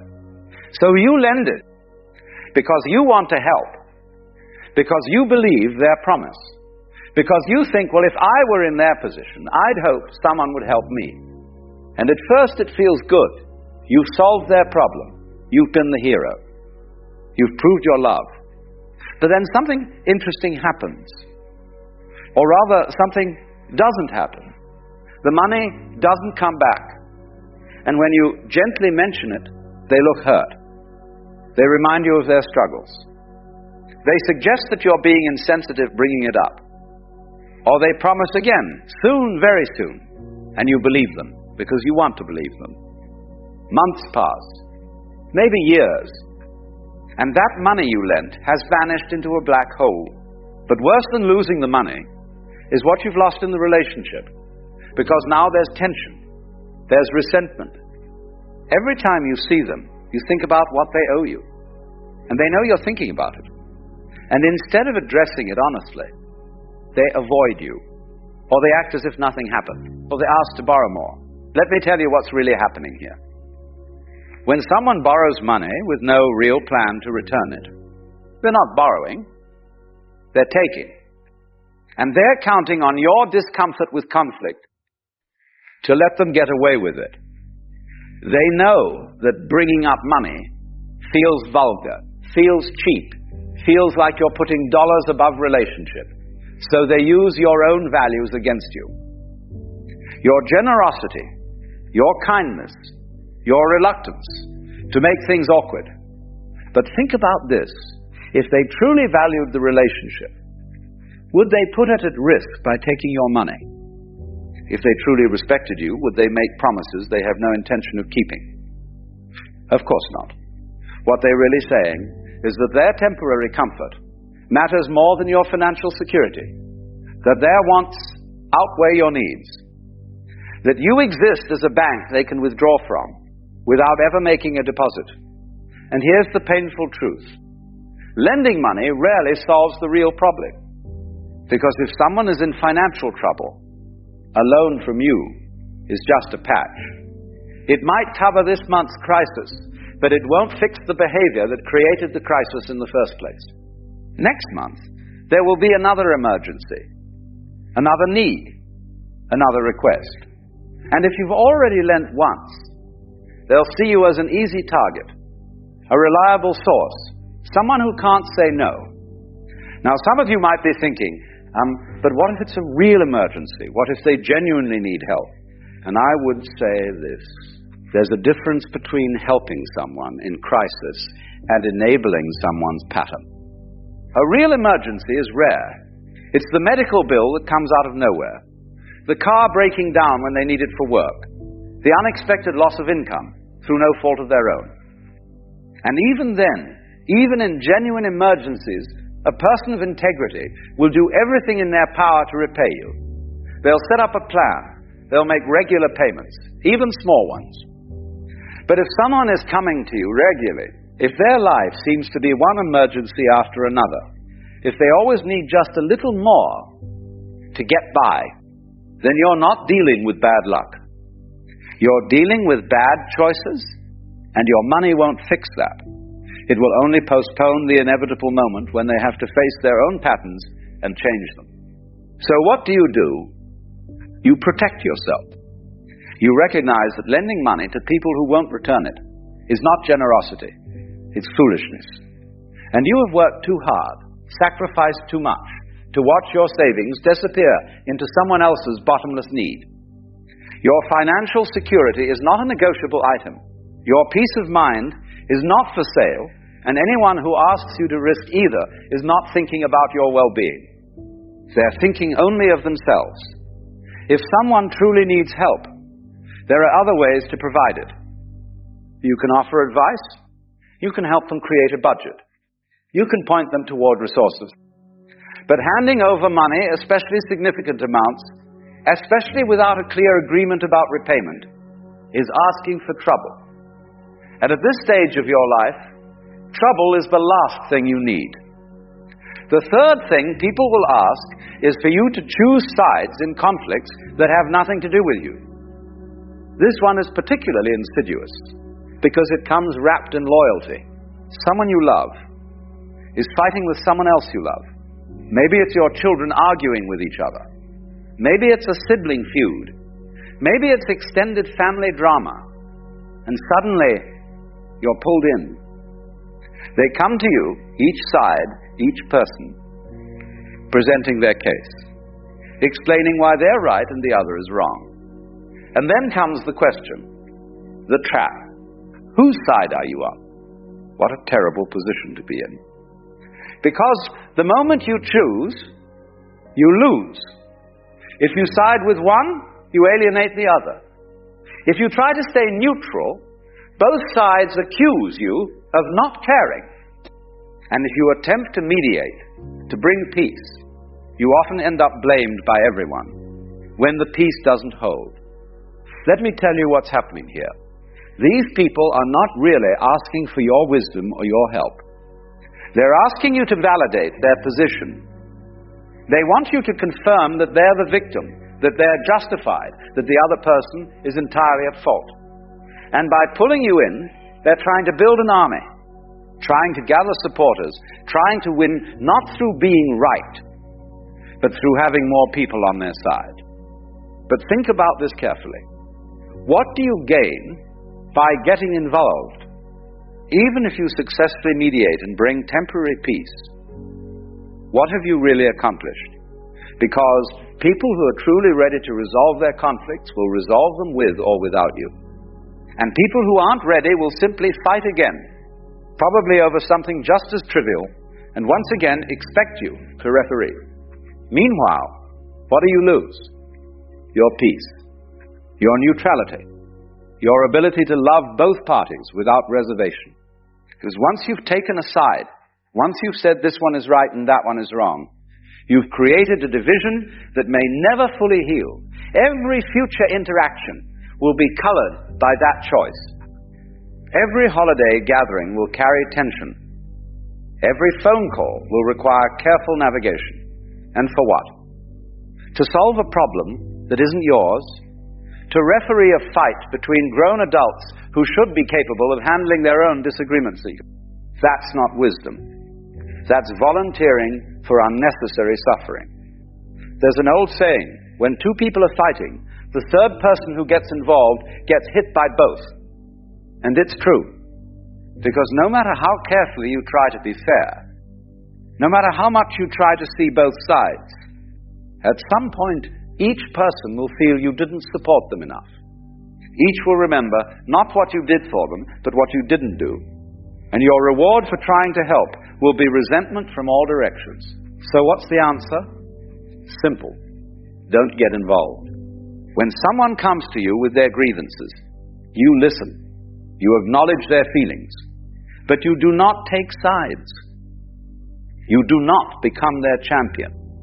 You do not carry messages back and forth between warring parties like some kind of emotional postal service.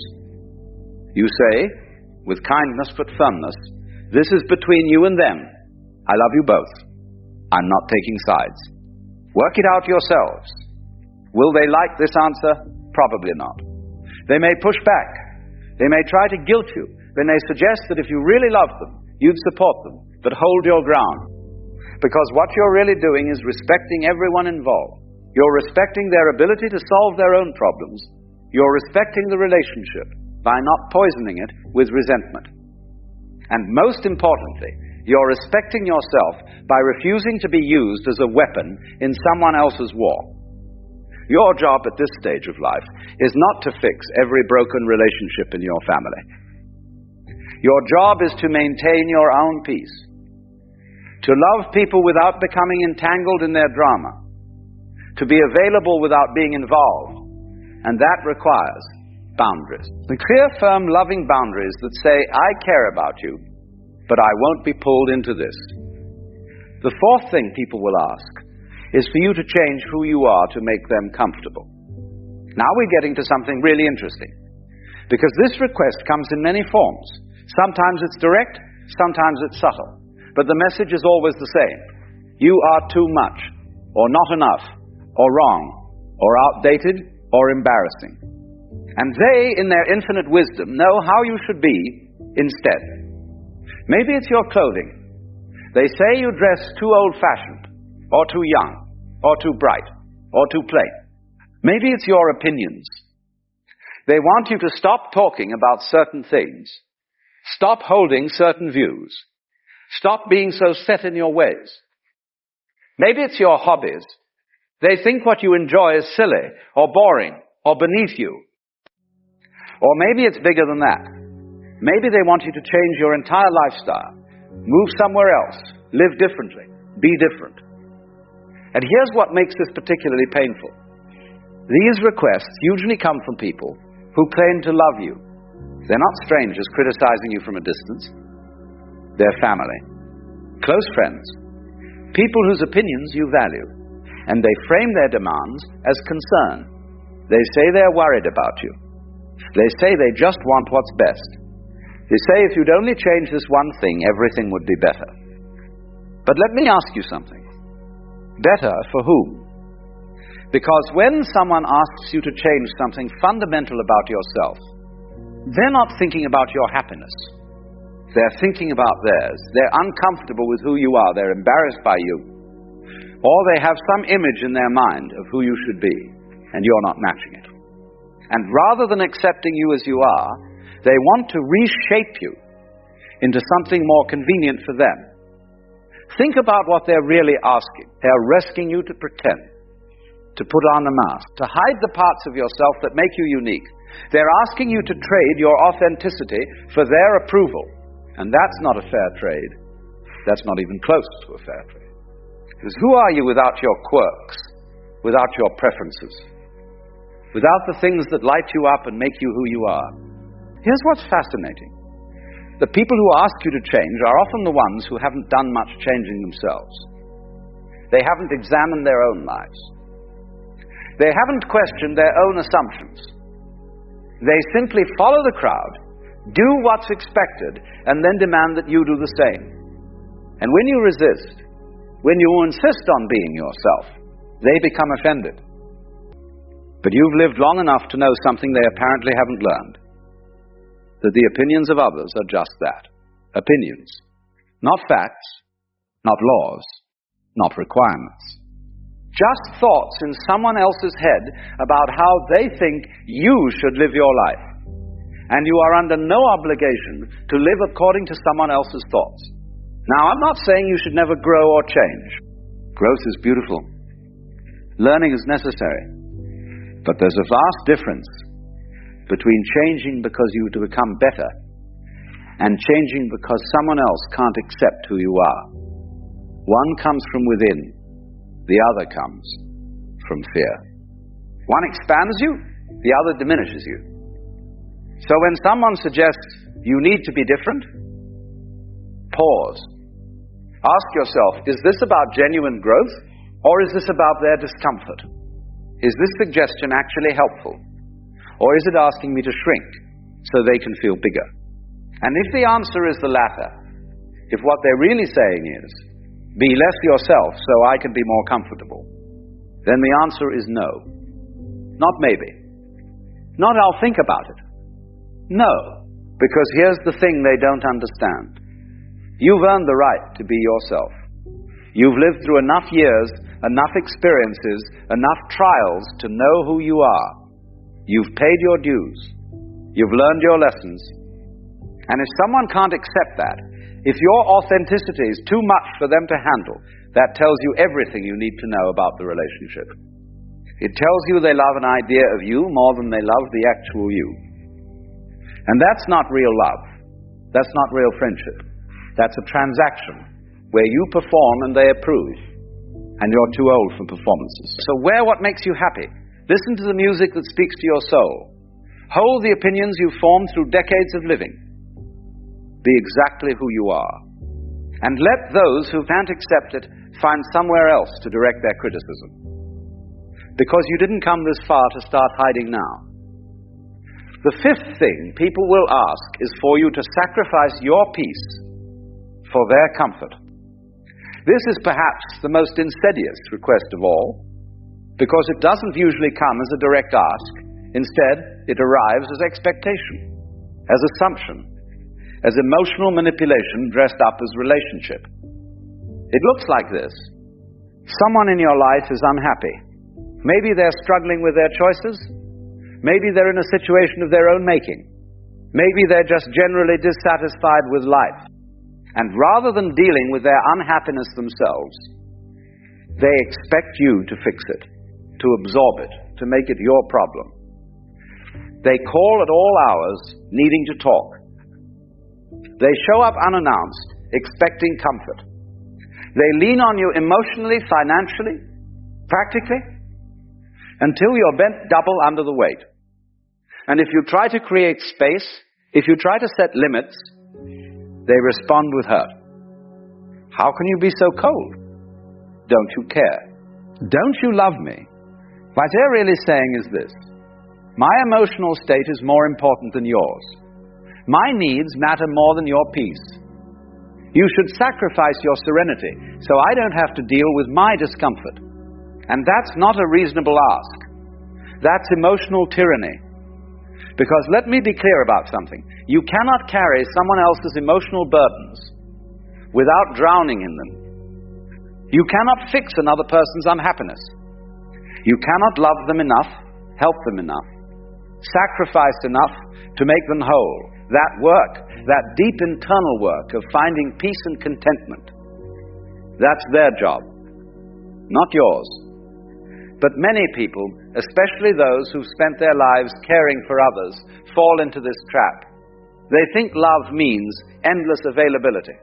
They think caring means never saying no. They think if they just try hard enough, give enough, sacrifice enough, they can save the other person from their pain. But it doesn't work that way.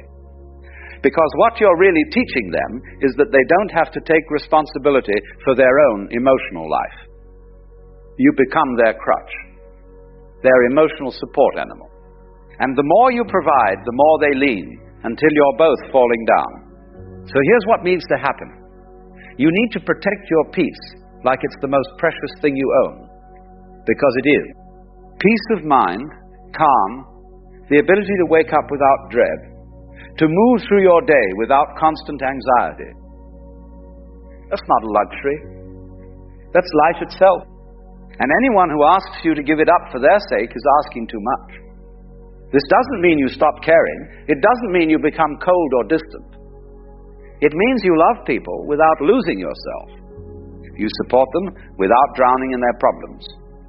You care without carrying what they should be carrying themselves. And when they push back, when they accuse you of being selfish or uncaring, you stand firm, because you know the truth. Taking care of yourself is not selfish, it's necessary. And anyone who truly loves you would want you to have peace, not give it away. So there you have it.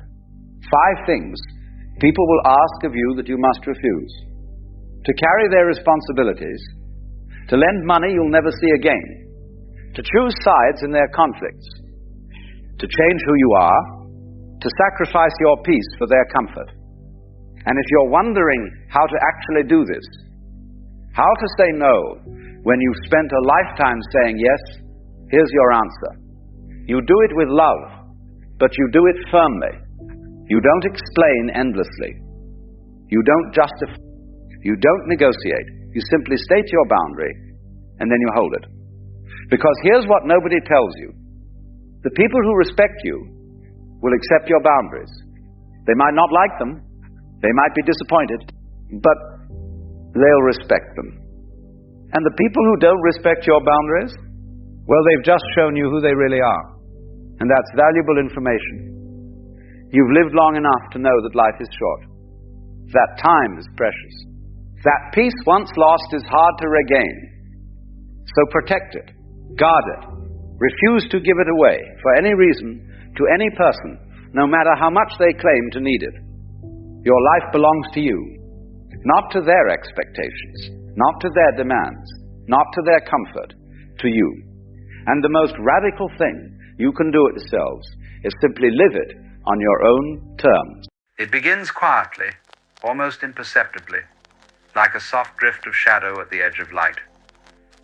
A person who has always seen themselves as kind, honest, and good starts to make small compromises. Not out of malice, but out of necessity. A harmless lie here, a silent hesitation there. They tell themselves, this isn't who I am, this is just what must be done. And in that moment, a seed is planted not of evil, but of self-deception. No one wakes up one morning and decides to become cruel. The transformation never happens in a single act. It unfolds through countless moments when the truth of one's heart is exchanged for the comfort of being right.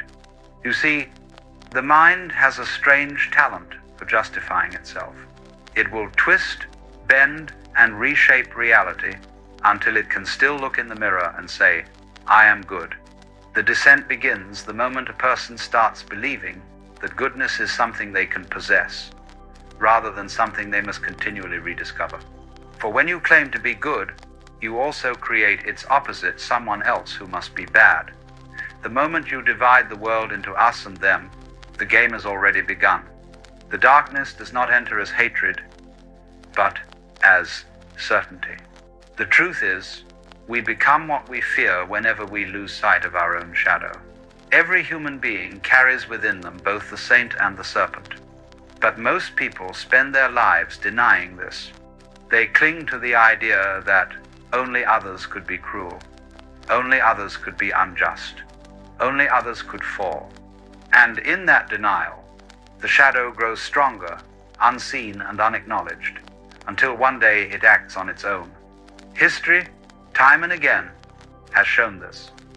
Not through monsters who were born that way, but through ordinary people who stopped questioning themselves. A person begins to follow orders they disagree with because it feels easier than conflict. They remain silent while someone else suffers, convincing themselves it is not their place to intervene. Slowly, the conscience adapts. The voice that once shouted now whispers. And in the quiet, they begin to call obedience virtue. It is not that these people become evil. It is that they lose the capacity to see. Awareness collapses under the weight of justification. Once you convince yourself that your actions are for the greater good, almost anything can be done without guilt. Cruelty, when wrapped in purpose, can masquerade as righteousness. The human mind loves order. It wants to believe that if it follows rules, obeys systems, and respects authority, it will remain safe. But safety has always been a mirage. When a person stops thinking for themselves, when they surrender their inner compass to someone else's map, they are no longer alive in the full sense. They have become a fragment of someone else's idea. And yet, you can't blame them entirely. Most people are not cruel because they enjoy it. They are cruel because they believe they must be. Under enough pressure, fear, or belonging, the line between right and wrong begins to blur. When your survival, status, or comfort depends on silence, silence begins to sound like morality. The mind says, I had no choice. But there is always a choice, it's just that some are more painful than others. The moment you avoid pain at all costs, you also avoid truth. Because truth is rarely comfortable, and goodness is rarely easy. Look closely, and you will see that corruption begins not in grand betrayals, but in tiny moments of self-abandonment. You tell yourself, I'll speak up next time. I'll do what's right when the stakes are higher. But the soul doesn't erode in one collapse, it erodes in quiet increments. A man becomes dishonest the day he starts believing that honesty must wait for a better time. There is another force at work, subtler, but far more dangerous, the need to belong. Human beings will do almost anything to avoid feeling isolated. and so they conform. They agree to things they do not believe in. They laugh at cruelty to avoid being outcast. They obey the unspoken rules of the tribe, even when those rules betray their heart, because belonging feels safer than conscience. But the cost of belonging, when bought at the expense of awareness, is the slow disintegration of the self. This is why some of the darkest acts in history were not done by villains, but by people who simply wanted to fit in. They called it loyalty, duty, or patriotism, words that sound noble, but can hide deep fear. They forgot that morality is not obedience to authority, it is obedience to truth. When the crowd moves in one direction, the temptation to follow is overwhelming. The human mind, desperate not to stand alone, convinces itself that the majority must be right. It takes great courage to question what everyone else accepts, to refuse the comfort of belonging for the discomfort of awareness. But awareness is the only soil in which integrity can grow. You see, we often think of evil as a deliberate act, a conscious choice to harm. But most evil arises from unconsciousness. It grows wherever people stop noticing what they're doing or why. It creeps in through habit, through convenience, through the dulling of sensitivity. That is how the good lose their way, not through malice, but through mechanical living. The tragedy is not that people fall, but that they fall while believing they are standing upright. The most dangerous illusion is righteousness, because it blinds you to your own shadow. When you believe you are unquestionably good, you stop examining your motives. You stop listening to others. You start defending your identity instead of discovering truth. And so, slowly, the person who once helped others begins to justify harm. They say, it's for their own good. The one who once valued honesty learns to deceive themselves. The one who once stood for compassion begins to believe that cruelty is necessary. And all the while, they continue to see themselves as good. This is the quiet tragedy of human nature, that the very desire to be good can lead to blindness. Because when you cling too tightly to one side of yourself, you create the very darkness you hope to escape. You separate the world into pure and impure, righteous and wicked, and in doing so, you build a prison for your own awareness. Every human being is capable of this. You and I are no exception. The potential for cruelty, deceit, and self-deception exists in all of us. But so does the potential for awareness, compassion, and truth. The difference lies not in what we are, but in how awake we are to ourselves. So perhaps the real question isn't, how do good people become bad? But rather, when do they stop being aware of who they are?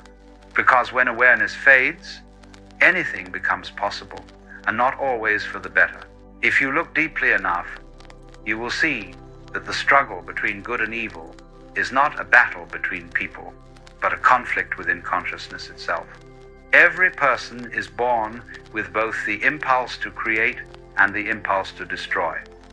The difference between the two is not in the heart, but in the level of awareness guiding it. When awareness sleeps, goodness becomes mechanical. It turns into habit, into performance, into self-image. And when goodness becomes unconscious, it easily transforms into its opposite. What we call evil is often simply goodness without light, action without reflection. It is the mind acting without seeing. And this blindness, this absence of awareness, is far more dangerous than malice, because the one who knows he is cruel may still awaken, but the one who believes he is righteous will never question his own hand. So how does one remain awake in a world that constantly tempts us to sleep? How does one live without becoming what one fears? It begins with remembering that no one is entirely one thing.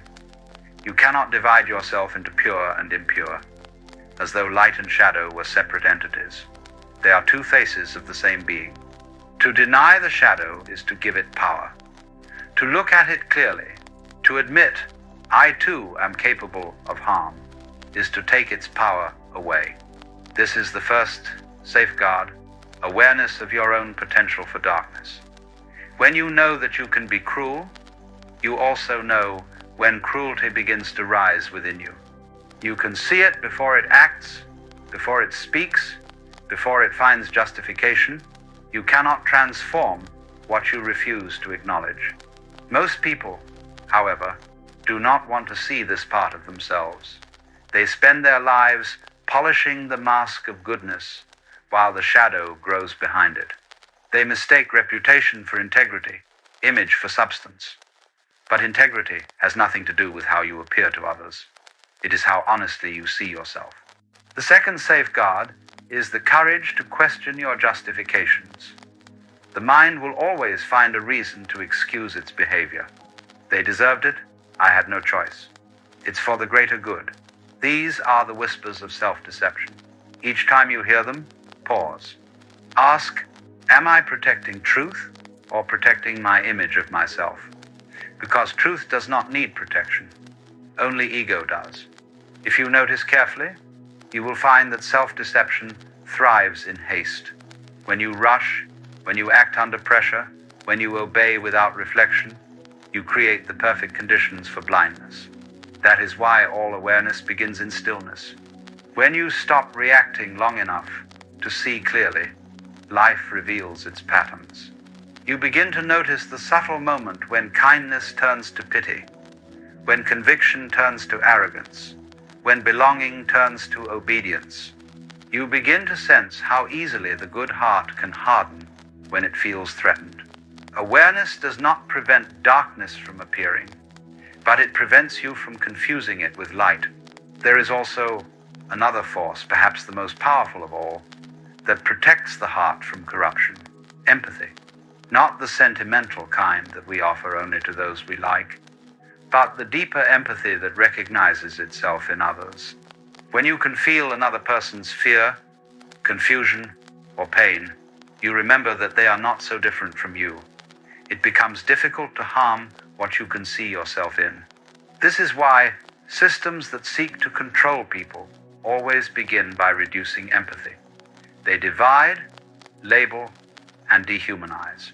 They make the other seem distant or inferior, so that conscience no longer interferes with action. But awareness reverses this process. It brings the other close again. It reminds you that behind every face is the same trembling mystery that looks through your own eyes. When empathy returns, morality is no longer a set of rules. It becomes a natural response of the heart. You do not need commandments to stop you from cruelty when you can feel its echo within yourself. The third safeguard is moral courage. Awareness without courage can become passive. It can see clearly, but still choose comfort over truth. True awareness demands the willingness to act when silence would be easier. It asks you to lose what is safe in order to remain whole. This is not about grand heroism. It is about the quiet, ordinary moments when integrity costs you something. When you speak up though your voice shakes. When you refuse to join in cruelty, even when everyone else is laughing. When you admit your fault instead of defending your pride. Each time you do this, you reclaim a small part of your freedom. The strength to do this does not come from discipline or ideology. It comes from humility. You begin to see that you are not separate from those you judge. The same forces that corrupt others live in you as potential. The only difference is whether you are awake to them. This humility gives rise to compassion, not the weak kind that tolerates everything, but the wise kind that understands. When you understand why people fall, you no longer stand above them, you stand beside them. And from that position, you can help. You see, it is not the darkness that destroys the world. It is unconsciousness. The good person who stops noticing, the just person who stops reflecting, the kind person who stops questioning. Evil does not need hatred to thrive. It only needs forgetfulness. But when you remember, when you see something remarkable happens, you begin to sense the fragile beauty of human nature. How easy it is to lose balance, and how miraculous it is that we ever find it. You start to forgive, not to excuse, but because you recognize yourself in every fall and every redemption. If you can hold this awareness, you will see that the line between good and evil is not a wall dividing people. It is a thread running through every heart. The task of life is not to stand on one side of it, but to walk it, awake. And when you walk that line consciously, you discover a secret. The light that keeps you from falling is not perfection. It is honesty. The willingness to look within and say, yes, I am capable of anything, but I choose awareness. So in the end, perhaps good and evil are not opposites at all. They are the two movements of a single dance, the contraction and expansion of consciousness itself. When you cling to one and reject the other, you lose your rhythm. When you see both as part of the same whole, you begin to move freely again. The one who understands this no longer fears his shadow. He can walk through the world without armor, because he has nothing left to defend. He knows that monsters are not born, they are forgotten selves. And when you remember who you truly are, when you see that even your darkness belongs to the light, the monster dissolves. Not because you conquered it, but because you finally turned to face it.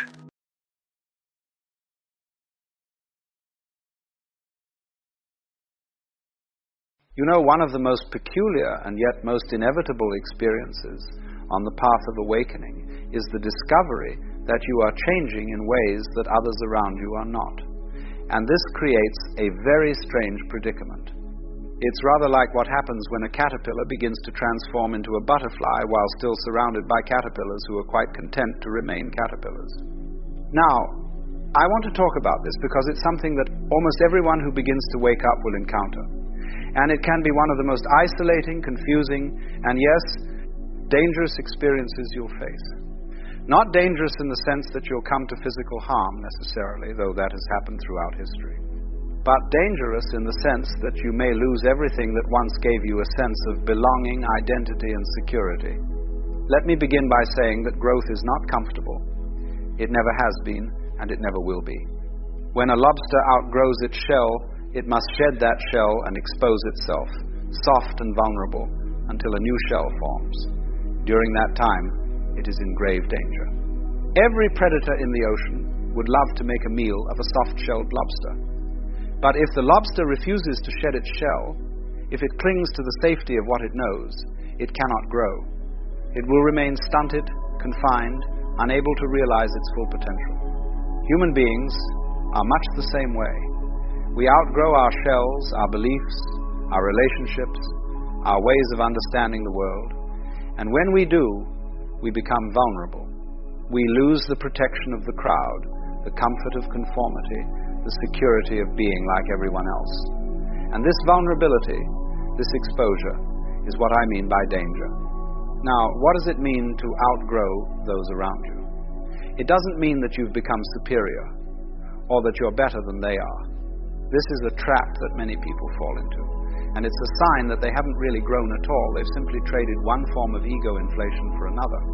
No, outgrowing others means that you've begun to see things that they don't see yet, that you've asked questions they haven't asked, that you've stepped out of the agreed-upon framework of reality while they remain comfortably within it. Perhaps you've begun to question the values that everyone takes for granted. The pursuit of wealth, status, security, the accumulation of possessions, the endless distractions and entertainments that fill up our lives. Perhaps you've begun to see that these things don't lead to happiness, that they're empty promises, that they're symptoms of a deeper malaise, a fundamental misunderstanding about what life is and what we are. Or perhaps you've had experiences through meditation, through contemplation, through crisis, through psychedelics, through some spontaneous opening that have shown you that reality is far more mysterious, far more fluid, far more consciousness dependent than the solid, objective, external world that everyone believes in. You've seen through the illusion of the separate self, or at least caught a glimpse behind the curtain, and now you can't unsee it. When this happens, you find yourself in a very odd position. You're living in two worlds simultaneously. There's the conventional world, the world of commerce and politics and daily routine, the world where everyone is playing their roles and taking it all very seriously. And then there's this other dimension, this deeper reality, that's always present but that most people are completely oblivious to. And you must learn to navigate both worlds.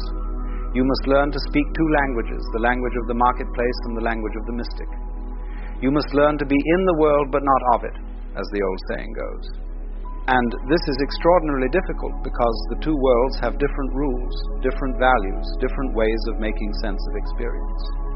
The people around you, your family, your friends, your colleagues, they're still operating entirely within the conventional framework. They're concerned with their careers, their mortgages, their social standing, their plans for the future. And these concerns, which once seemed so important to you, now seem rather trivial, rather beside the point.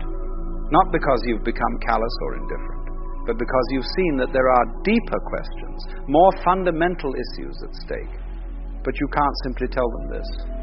You can't sit down with your family at dinner and say, you know, I've realized that the self is an illusion and that we're all manifestations of one universal consciousness. They'll look at you as if you've lost your mind. And in a sense, you've lost the conventional mind, the socially conditioned mind, and you haven't yet fully articulated what you found in its place. So you remain silent, or you speak in hints and suggestions, or you try to find people who understand what you're going through. And this is where the isolation begins. Because the people you've known all your life, the people you love and care about, increasingly seem to be living in a different reality than you are. You're speaking different languages, pursuing different goals, seeing the world through entirely different lenses. And they sense this, even if they can't articulate it. They sense that you're no longer quite one of them, that you've changed in some fundamental way, that you're not playing the game with the same enthusiasm you once had. And this makes them uncomfortable. It threatens them. Because if you can step outside the agreed-upon framework, then maybe the framework isn't as solid as they thought. Maybe their own lives are built on sand. They may respond in various ways. Some will try to pull you back, to normalize you, to get you to be the way you used to be. You've changed, they'll say, and it won't be a compliment. They'll accuse you of becoming strange, impractical, irresponsible, self-absorbed. They'll remind you of your duties, your obligations, your place in the social order. They'll do everything they can to squeeze you back into the box you've outgrown. Others will simply distance themselves from you. They'll find you boring or preachy or incomprehensible. The conversations that once flowed easily now feel forced and superficial. You have less and less in common. The friendship or relationship gradually withers, not through any dramatic break, but through a slow, sad drifting apart. Still others may become hostile. This is particularly true if you've outgrown a religious or ideological framework that they're still invested in.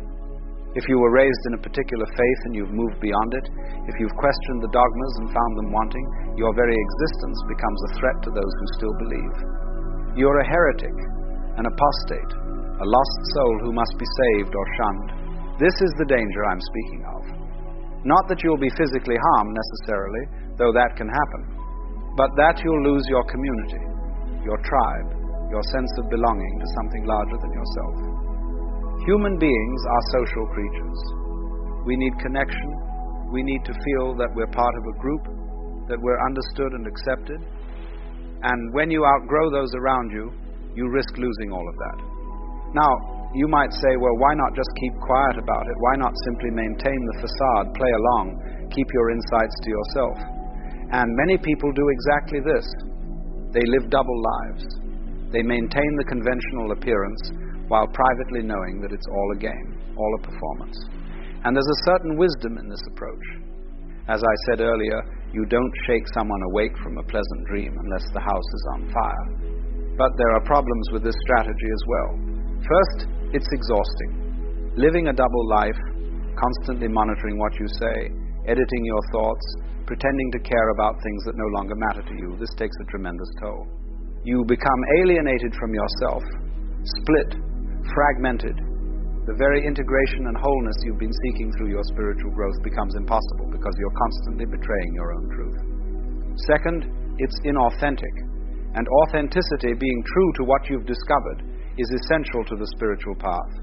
If you've seen something true, something real, and you hide it, deny it, refuse to live by it, then what was the point of seeing it in the first place? You become like someone who's discovered a treasure but is too afraid to spend it, so they bury it in the ground and continue to live in poverty.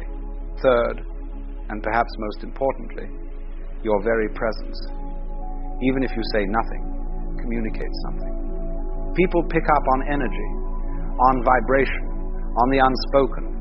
If you've genuinely transformed, if you've genuinely outgrown the conventional framework, it will show in 1,000 subtle ways in the quality of your attention, in your responses to crisis and difficulty, in what you laugh at, in what you take seriously, in the way you move through the world.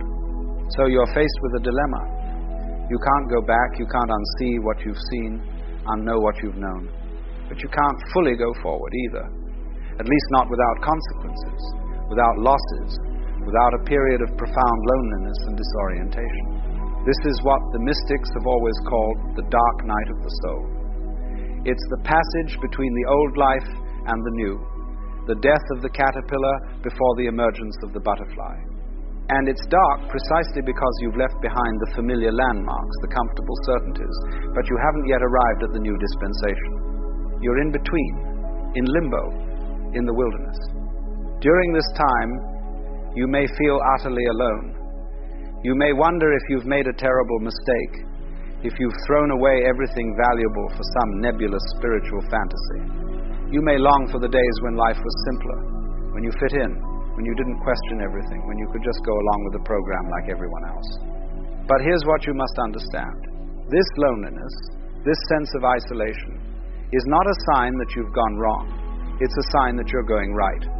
It's an inevitable stage in the process of transformation. Every hero in every myth must leave the village, must venture into the unknown, must face dragons and demons alone before they can return with the treasure. The treasure, in this case, is your authentic self, your true nature, freed from the conditioning and programming of society. But you cannot claim this treasure while still clinging to the approval and acceptance of those who represent that very conditioning. You must be willing to stand alone, to be misunderstood, to be criticized, to be rejected. Now, I want to be very clear about something. This doesn't mean you should go out of your way to alienate people, or that you should be arrogant or superior, or that you should reject everyone who doesn't share your level of understanding. That would be spiritual egoism, and it's just another trap, another form of separation. What it means is that you accept the consequences of your growth with grace and compassion. You understand that people are where they are, and they're doing the best they can with the level of consciousness they have. You don't judge them or look down on them. You simply recognize that you're on different paths, at least for now. And you trust that if you're meant to have community, if you're meant to have companions on the journey, they will appear. Because here's the wonderful thing. When you outgrow one level, when you shed one shell, you don't remain alone forever. You find others who have also outgrown that level. You discover a new community, a new tribe, a new set of companions who speak your language, who understand your experience, who are wrestling with the same questions you are. This is why spiritual seekers throughout history have formed communities, monasteries, ashrams, mystery schools, philosophical circles. Not because they're elitist or exclusive, but because they needed to be with others who understood what they were experiencing, who could support them through the difficult transitions, who could remind them that they weren't crazy, that the path was real, that the struggle was worthwhile. But these communities are often hidden, or at least not obvious. They don't advertise, they don't proselytize. You find them when you're ready, when your seeking becomes sincere enough, when your loneliness becomes acute enough, and often you find them in unexpected places, a chance conversation with a stranger, a book that falls into your hands at exactly the right moment, a teacher who appears just when you need them. The key is not to cling desperately to the old relationships out of fear of being alone, but also not to cut ties prematurely out of spiritual pride. There's a middle way, as there always is. You maintain what connections you can maintain authentically. You honor your history, your roots, the people who loved you before you changed. But you don't betray yourself to preserve those connections. You don't make yourself small to make others comfortable. And sometimes, miraculously, the people around you grow too. Sometimes your own transformation becomes a catalyst for their awakening. They see something in you, a peace, a clarity, a freedom, and they want it for themselves. They start asking questions. They start opening up.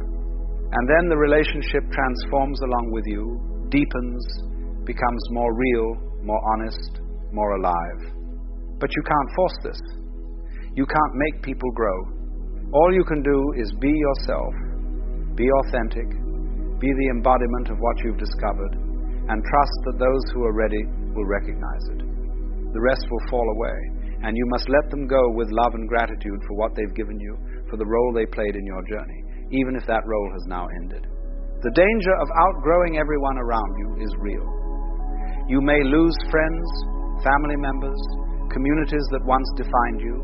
You may go through periods of profound loneliness. You may question whether it was worth it. But I can tell you, from my own experience and from observing countless others on this path, that on the other side of this danger is a freedom, an authenticity, a depth of being that makes all the losses worthwhile. Because what you gain is yourself, your true self, not the self that was constructed to fit in, to please others, to meet expectations. And once you've found that, once you've tasted that freedom, you realize that you were never really losing anything real. You were only losing illusions, masks, false identities. The real connections, the real love, the real community, these remain, or they appear anew, deeper and truer than before. So if you find yourself outgrowing those around you, know that you're not alone, even in your aloneness. Know that this is part of the process, part of the path. Know that it's temporary, this loneliness, this sense of being between worlds. And know that the courage it takes to keep growing, to keep being true to what you've seen, even when it costs you everything familiar, this courage is the mark of a genuine spiritual warrior, a true seeker of truth. The caterpillar must die for the butterfly to be born. There's no way around it. But what emerges is so much more beautiful, so much more free, so much more alive than what was lost. Trust the process. Trust your growth, and trust that life, in its infinite intelligence, is guiding you exactly where you need to go, even when the path leads through darkness and uncertainty. Some people say awakening kills your motivation, that once you wake up and see through the game, you won't want to play anymore. And perhaps you felt that yourself. You start asking, if life is just an illusion, why bother? Why chase goals? Why work hard? Why get out of bed at all? It's a strange feeling, isn't it? To look at the world and suddenly see the shine come off. Like the prizes you once chased don't quite sparkle the way they used to. And yet, that's where many men find themselves. You've built, you've worked, you've carried the weight. But when the game no longer fools you, the question creeps in, now what? Is this awakening? Or is it the end of your drive?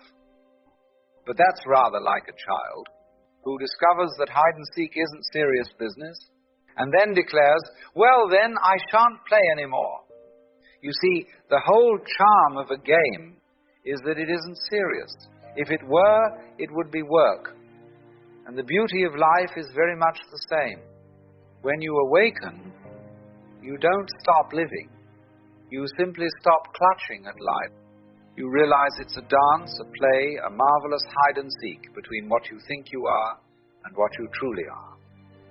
But the ego doesn't like that kind of play. The ego wants medals, trophies, something to wave about and say, look at me. And when it fails, it collapses into self-pity. Oh no, I've lost my drive. What's really happened is quite the opposite.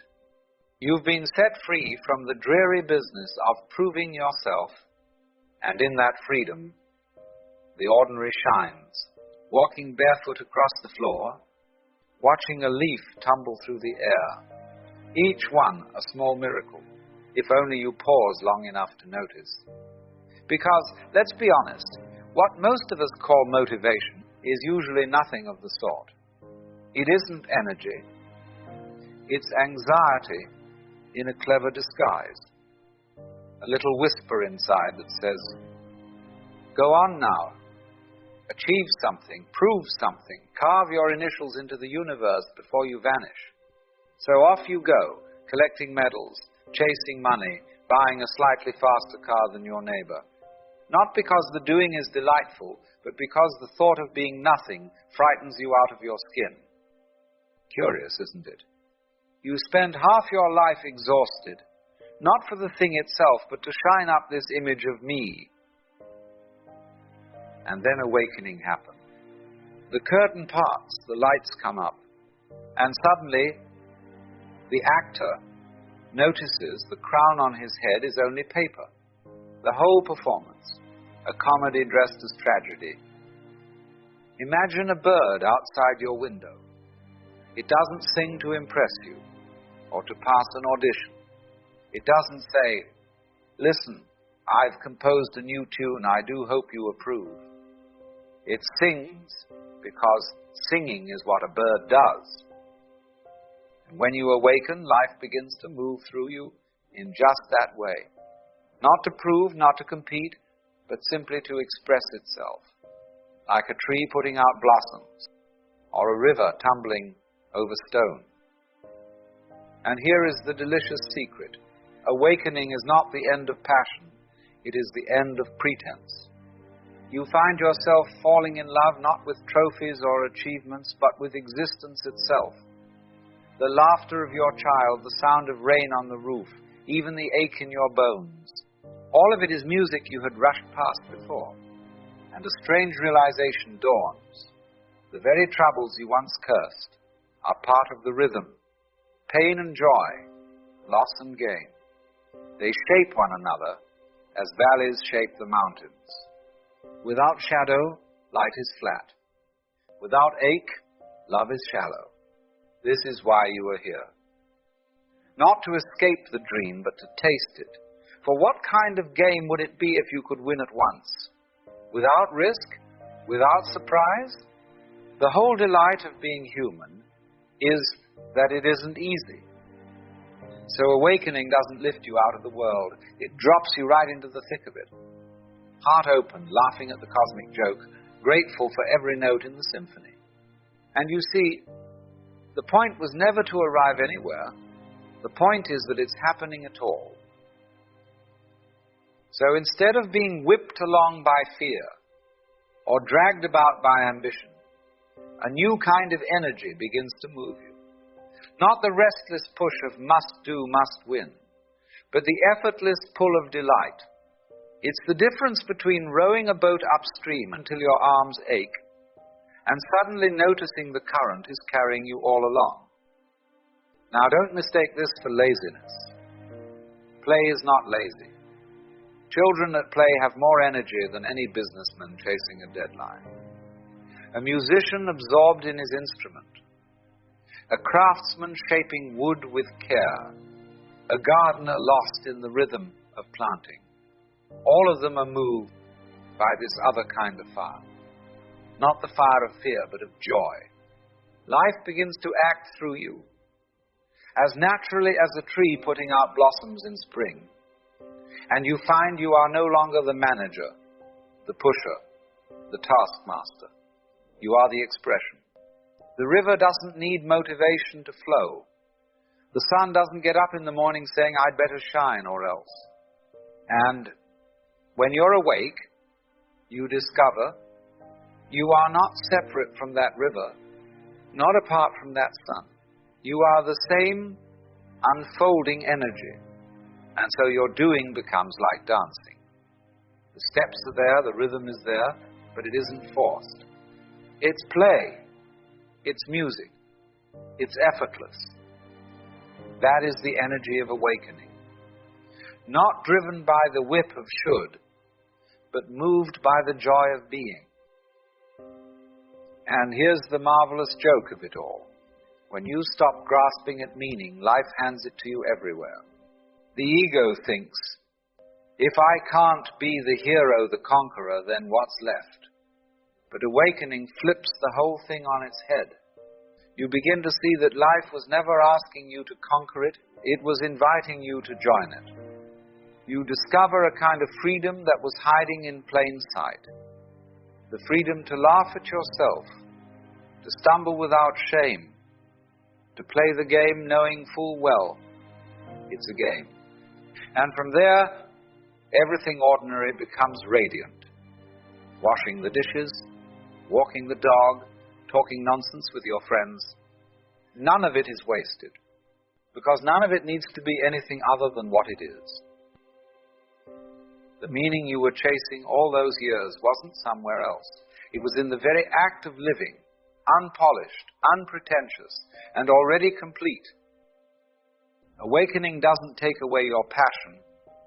It takes away the counterfeit fuel, fear, comparison, that restless itch to measure yourself against everyone else. When you stop treating life as a ledger to balance, life becomes lavish. You begin to notice beauty was never hiding from you. You were simply too busy chasing something else to see it.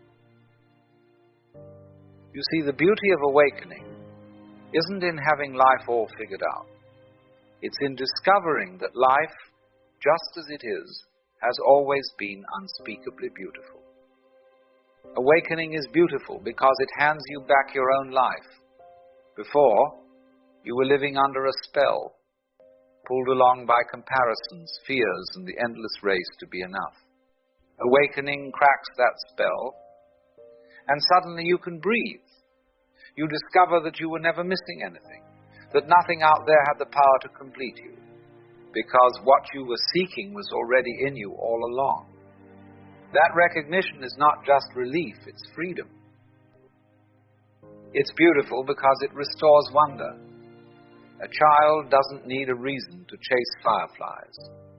They do it because life itself is astonishing. Awakening returns you to that innocence, but with the depth of everything you've lived through. It's not naive joy, it's seasoned joy. The kind that knows pain and yet chooses to marvel anyway. It's beautiful because it softens you. Instead of clinging to control, you begin to trust. You see that even your struggles were part of the story that shaped you. And when you understand that, bitterness gives way to gratitude.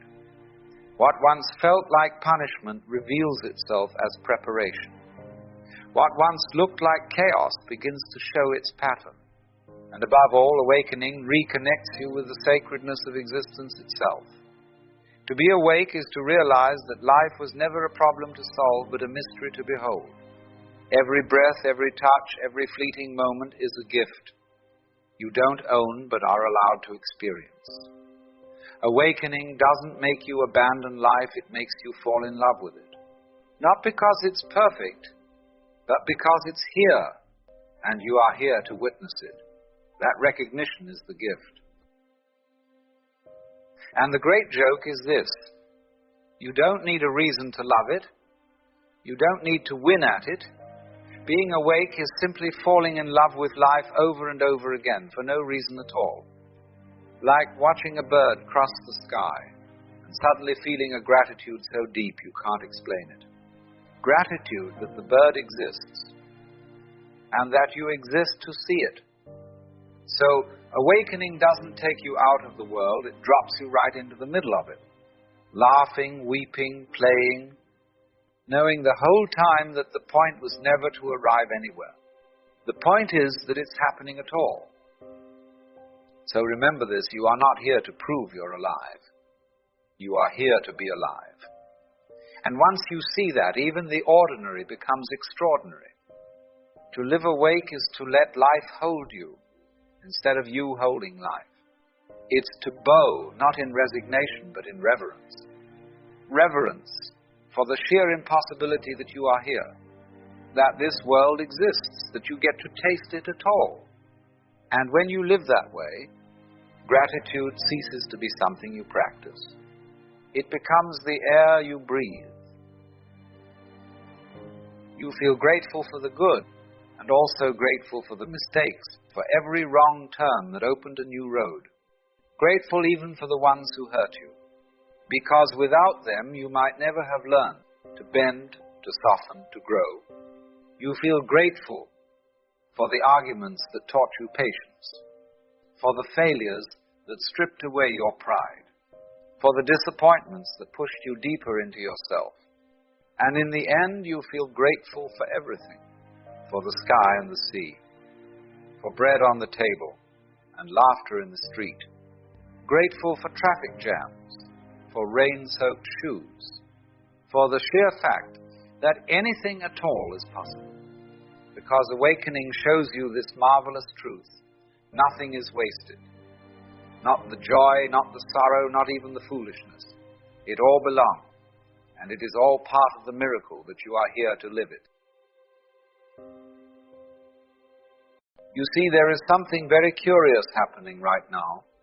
Those who have begun to wake up, those who have started to see through the game, are quietly disappearing. Not with speeches or noise, but simply stepping back, no longer interested in the usual performance. If you felt this yourself, if ordinary conversations, social events, and small performances have started to feel unbearable, what I'm about to say may ease you. This isn't a disorder.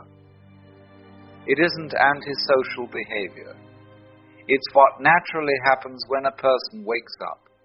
By waking up, I don't mean reading a few books on philosophy or having a nice idea about oneness.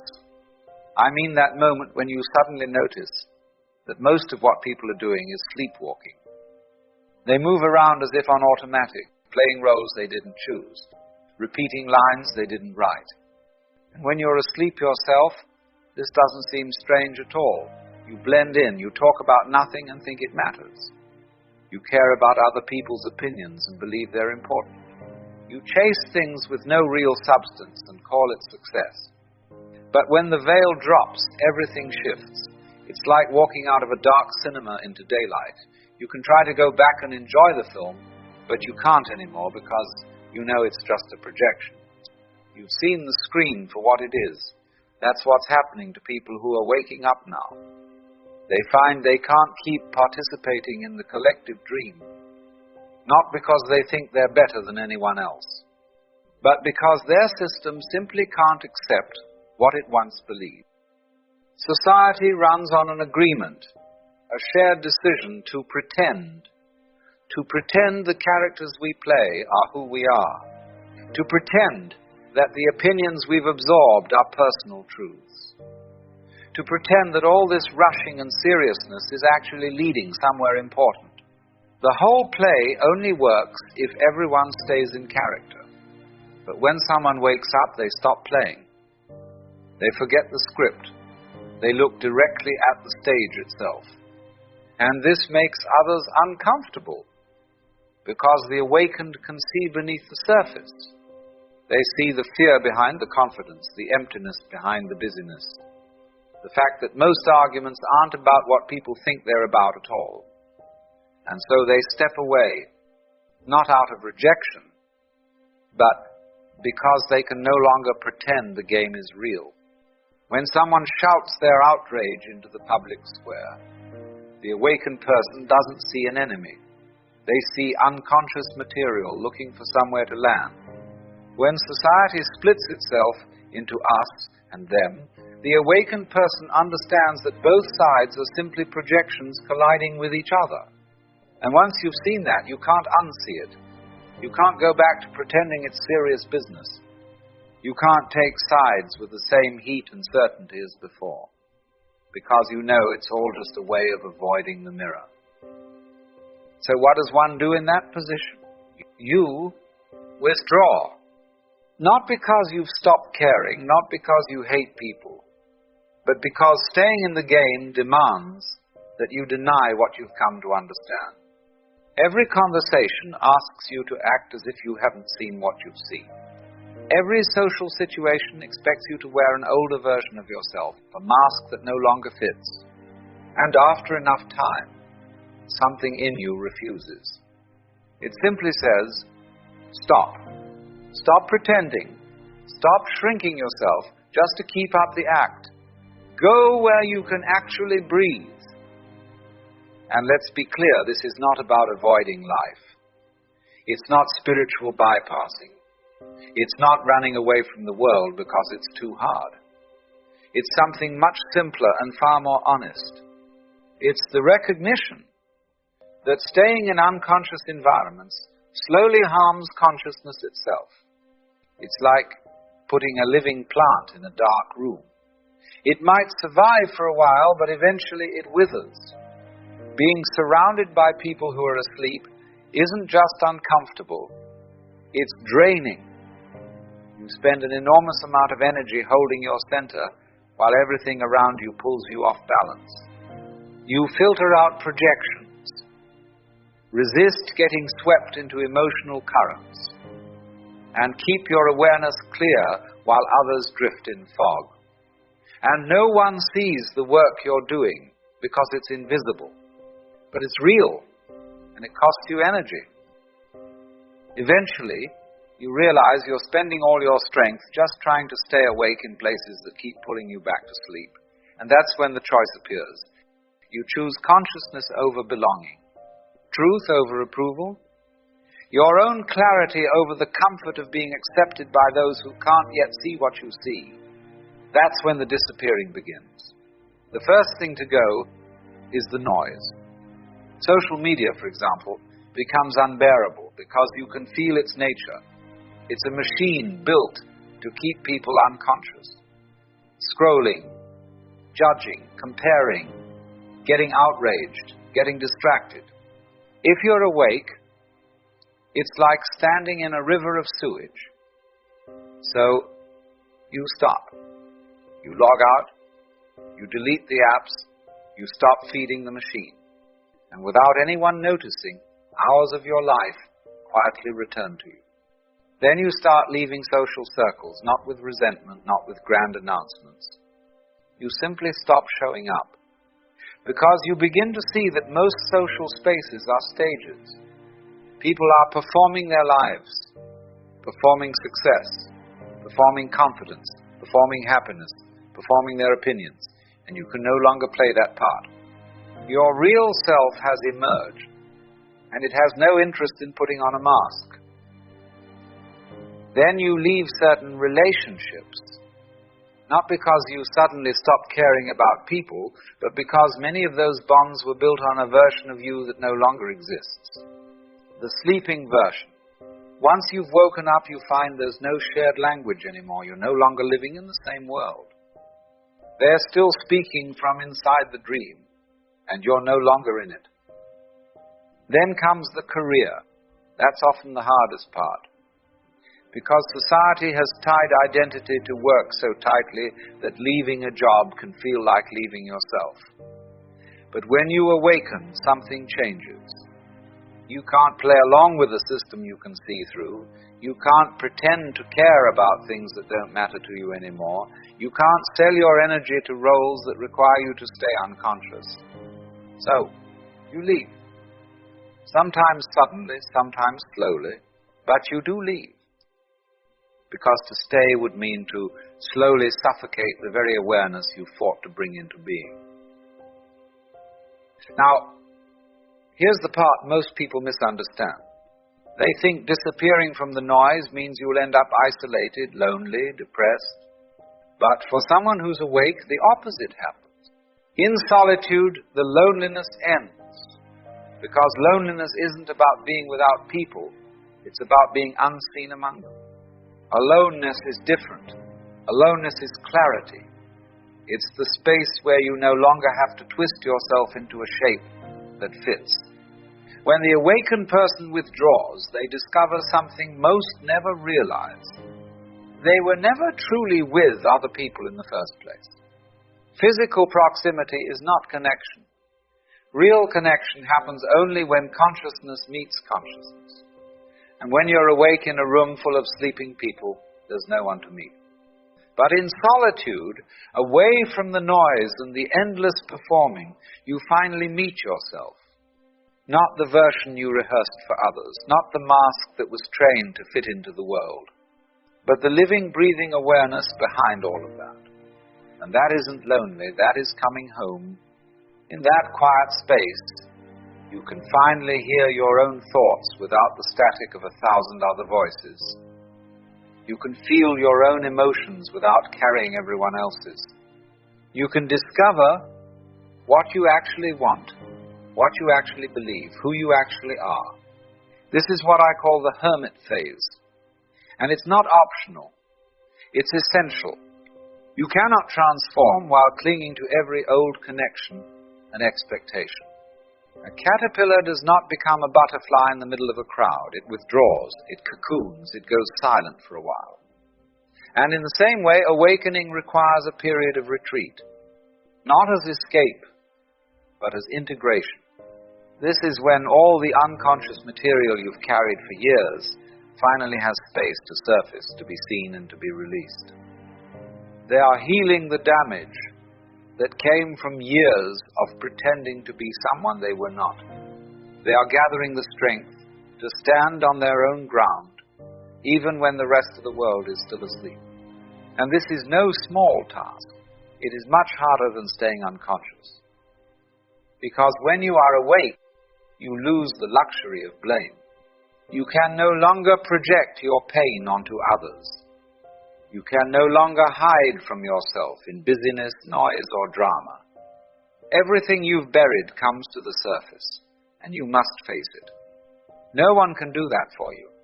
But here's the strange, beautiful thing.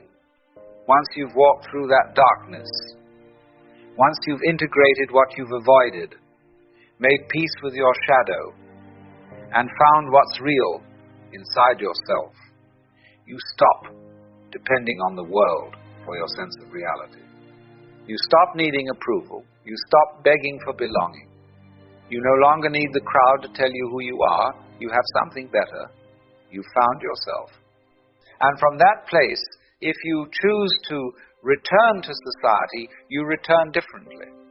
Not to dive back into the noise, but to offer a quiet alternative. You become what I call a border dweller. Someone who stands with one foot in the sleeping world and one in the awakened. You are present, but not absorbed. Available, but not dependent. Engaged, but not entangled. Maybe you help those who are just beginning to stir. Maybe you create art that cuts through the surface and touches something real. Maybe you speak or write in ways that remind others of what they've forgotten.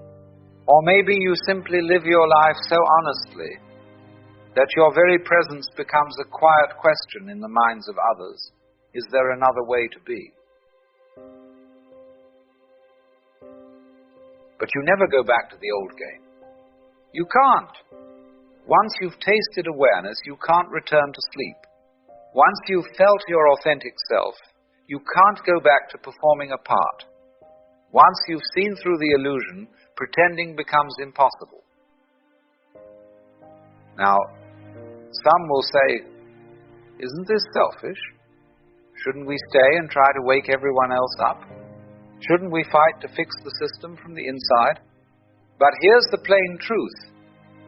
You can't give what you don't have. If you haven't awakened fully yourself, if you haven't done the hard work of integrating your own shadow, then you're just another unconscious person trying to wake up other unconscious people. And that only spreads more confusion, no matter how noble your intentions. The most honest thing you can do for the world is to wake up yourself. Do the deep, uncomfortable work.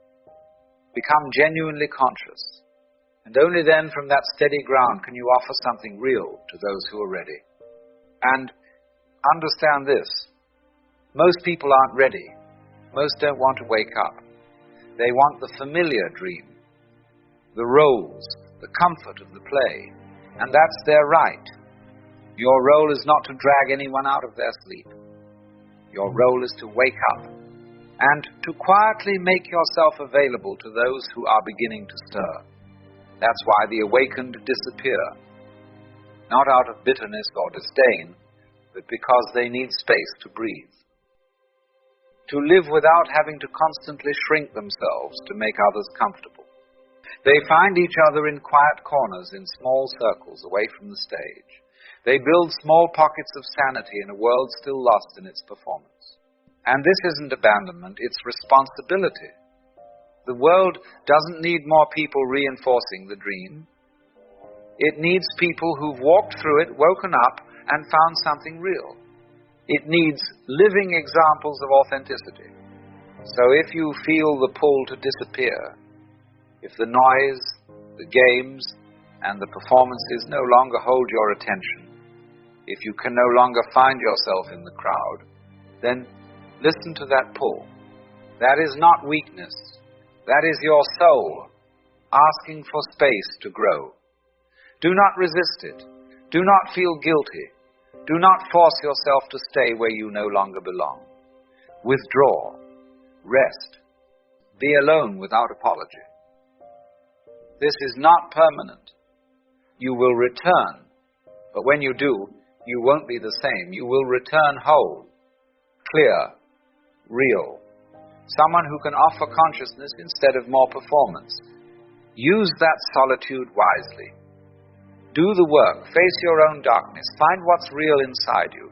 Because what the world actually needs is not more noise, not more preaching, not more performance, but people who have actually awakened. The spiritually awake are disappearing because they must. Because consciousness cannot deepen in places built to keep people asleep. Because authenticity cannot survive in constant performance. Because truth can't be found in collective lies. So if you are one of them, let yourself go. Withdraw without shame. Disappear without apology. Stand alone without feeling alone. Trust that this is an old pattern, older than any religion or philosophy. The way every human being who has ever awakened has walked. The caterpillar must dissolve before it can fly. The seed must break before it becomes the tree. And the awakened person must step away from the crowd before they can offer something real to it. This is not the end. It's the beginning. The beginning of consciousness that isn't borrowed from anyone else. The beginning of life lived from the center rather than from the script. And though the world may not understand it yet, it will. When it begins to stir, and when it does, people like you will already be there. Not as saviors, not as saints, but as quiet beacons. Pioneers. Carriers of something real. And that is enough.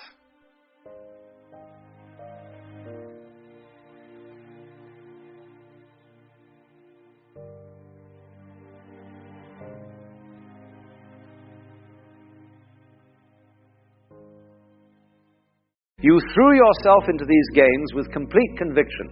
You were absolutely the cowboy, totally the mother serving imaginatively cookers. But you never forgot, not really, that it was play. The moment your mother called you for dinner, you dropped the role without a second thought. You didn't cling to being the cowboy.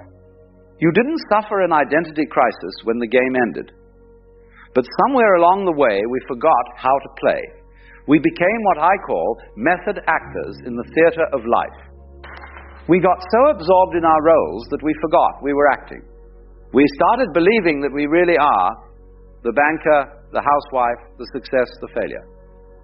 And when you forget you're playing a role, the game becomes a prison.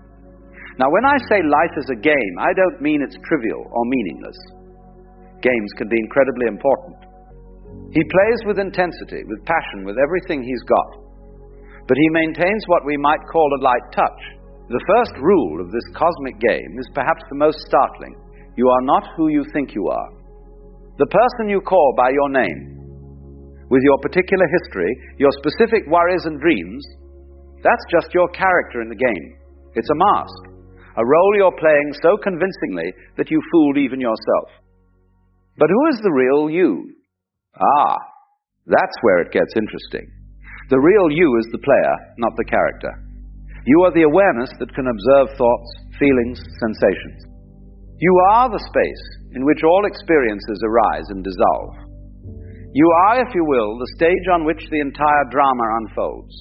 Once you see this, really see it, the game changes completely. You realize you've been like an actor who got so lost in his role that he forgot he could take off the costume and go home. Suddenly you remember, you are not trapped in the character. You can play it skillfully, enjoy it thoroughly, but you don't have to be imprisoned by it. Here's another rule that most players miss entirely. The game has no final winning condition. There is no ultimate prize, no finish line where you can finally declare victory and retire. The whole point of the game is the playing itself.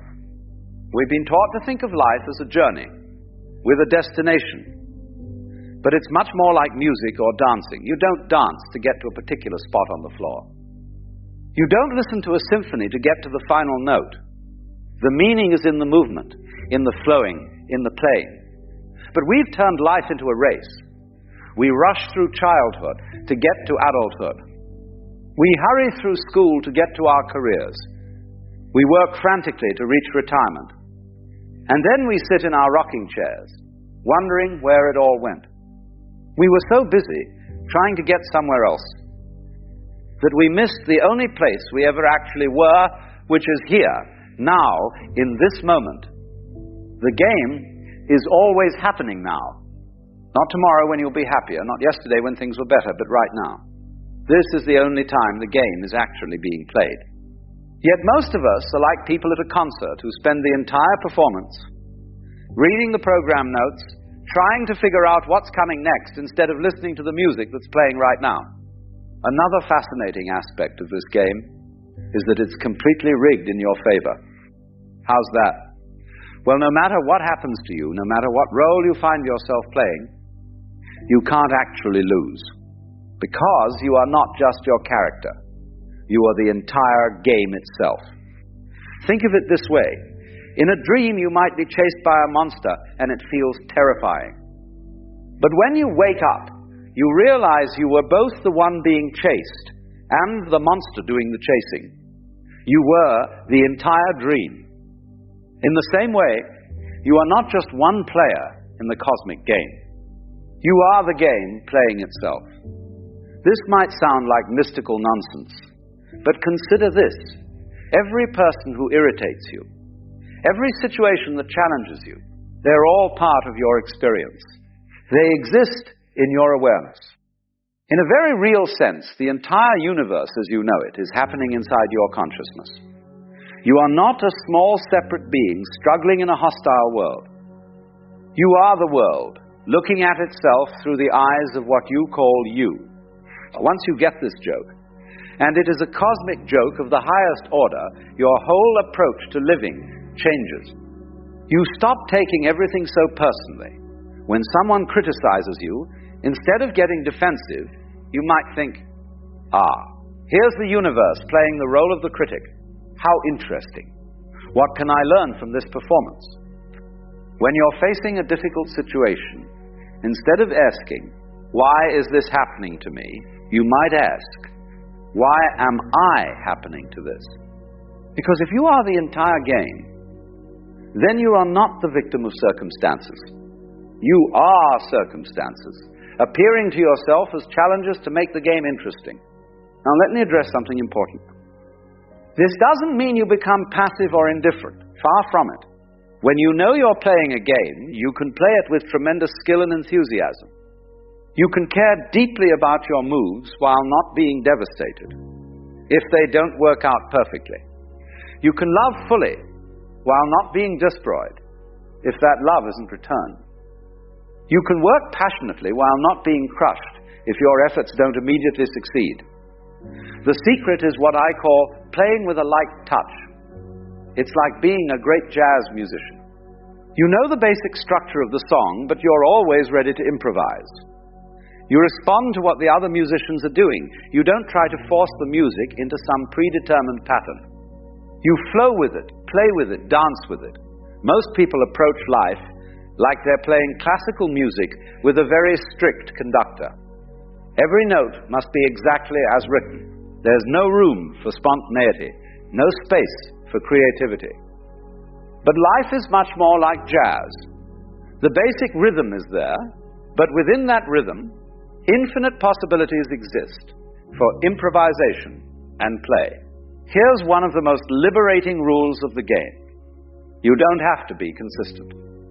You are under no obligation to be the same person you were 5 minutes ago. The character you've been playing, with all its limitations and problems, is not a permanent fixture. It's more like clothing you can change.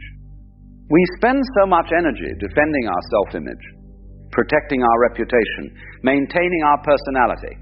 But what if you could be anyone you choose to be in each moment? What if instead of being trapped by your past, you could reinvent yourself constantly, not in a crazy, unstable way, but in a fluid, creative way that allows you to respond freshly to each situation? Children do this naturally. One moment they're a princess, the next they're a dragon, then they're a race car driver. They don't worry about consistency. They don't think, but wait, yesterday I was a princess, so I can't be a dragon today. And here's the beautiful thing. Every person you meet is you, wearing a different mask, playing a different role. That annoying colleague, that difficult relative, that stranger on the street who smiled at you, they're all you, exploring what it's like to be different characters in the great drama. When you see this, compassion arises naturally. Not the condescending kind of compassion that looks down on others, but the recognition that you're all in this together, all playing parts in the same cosmic theater. This doesn't mean everyone is the same on the surface level. Obviously, people have different personalities, different backgrounds, different ways of playing their roles. But at the deepest level, the awareness looking out through their eyes is the same awareness looking out through yours. We're all windows in the same house, each with a different view, but all part of the same structure. Now, let's talk about one of the trickiest aspects of the game. The part most people find hardest to master. How do you deal with suffering? How do you play skillfully when the game seems to turn against you? When you're dealt what appears to be a losing hand? The first thing to understand is that suffering is not the same as pain. Pain is natural, inevitable. If you stub your toe, it hurts. If someone you love dies, you grieve. These are simply part of the human experience, part of what makes the game interesting and complete. But suffering, that's different. Suffering is the story we tell ourselves about the pain. It's the resistance to what's happening, the demand that life be different than it is. Pain says, this hurts. Suffering says, this shouldn't be happening. It's unfair. It means something terrible about me or my future. When you understand this distinction, you can learn to experience pain without adding the extra layer of suffering. You can feel sadness without the story that you should be happy. You can face challenges without the narrative that you're a victim. You can encounter setbacks without the drama that your life is ruined. Think of it like weather. Sometimes it rains, sometimes it shines. The sky doesn't resist the rain or cling to the sunshine. It simply allows whatever weather is happening to happen. You can approach your inner weather the same way. Sometimes you'll feel joyful, sometimes sad, sometimes confused, sometimes clear. None of these states are permanent. They're all just part of the changing weather of consciousness. Here's another game rule that can save you enormous amounts of energy. You don't have to have an opinion about everything. You don't have to judge every experience as good or bad, right or wrong. Sometimes you can simply say, how interesting, and leave it at that. We've been trained to constantly evaluate, to always be deciding whether we like or dislike what's happening. But this constant judging is exhausting. It's like being a critic who can't simply enjoy a movie because they're too busy analyzing every scene. Sometimes you can just watch, just experience, just be present, without needing to have a position about it all. The master player learns to hold their opinions lightly.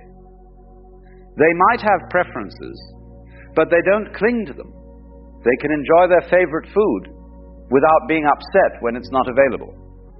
The moment you think you have it all figured out, life will throw you a curveball. The moment you get comfortable with your role, circumstances will invite you to play a different part. Instead of resisting these surprises, you can learn to welcome them. They keep the game interesting. Imagine playing chess with someone who always made the same moves, or watching a movie where you knew exactly what would happen next. How boring would that be? The surprises, the plot twists, the unexpected turns, these are what make life an adventure rather than a tedious routine. When you stop needing to control every detail, when you develop what we might call a taste for surprise, you begin to find life endlessly fascinating rather than constantly frustrating. Now, one of the most liberating discoveries you can make about this game is that there are no real mistakes, only experiences. What you call failures are just experiments that didn't work out as expected. What you call successes are experiments that exceeded your expectations. But they're all just data points in the grand experiment of being human. A child learning to walk doesn't call it failure when they fall down. We think we should be able to do everything perfectly on the first try.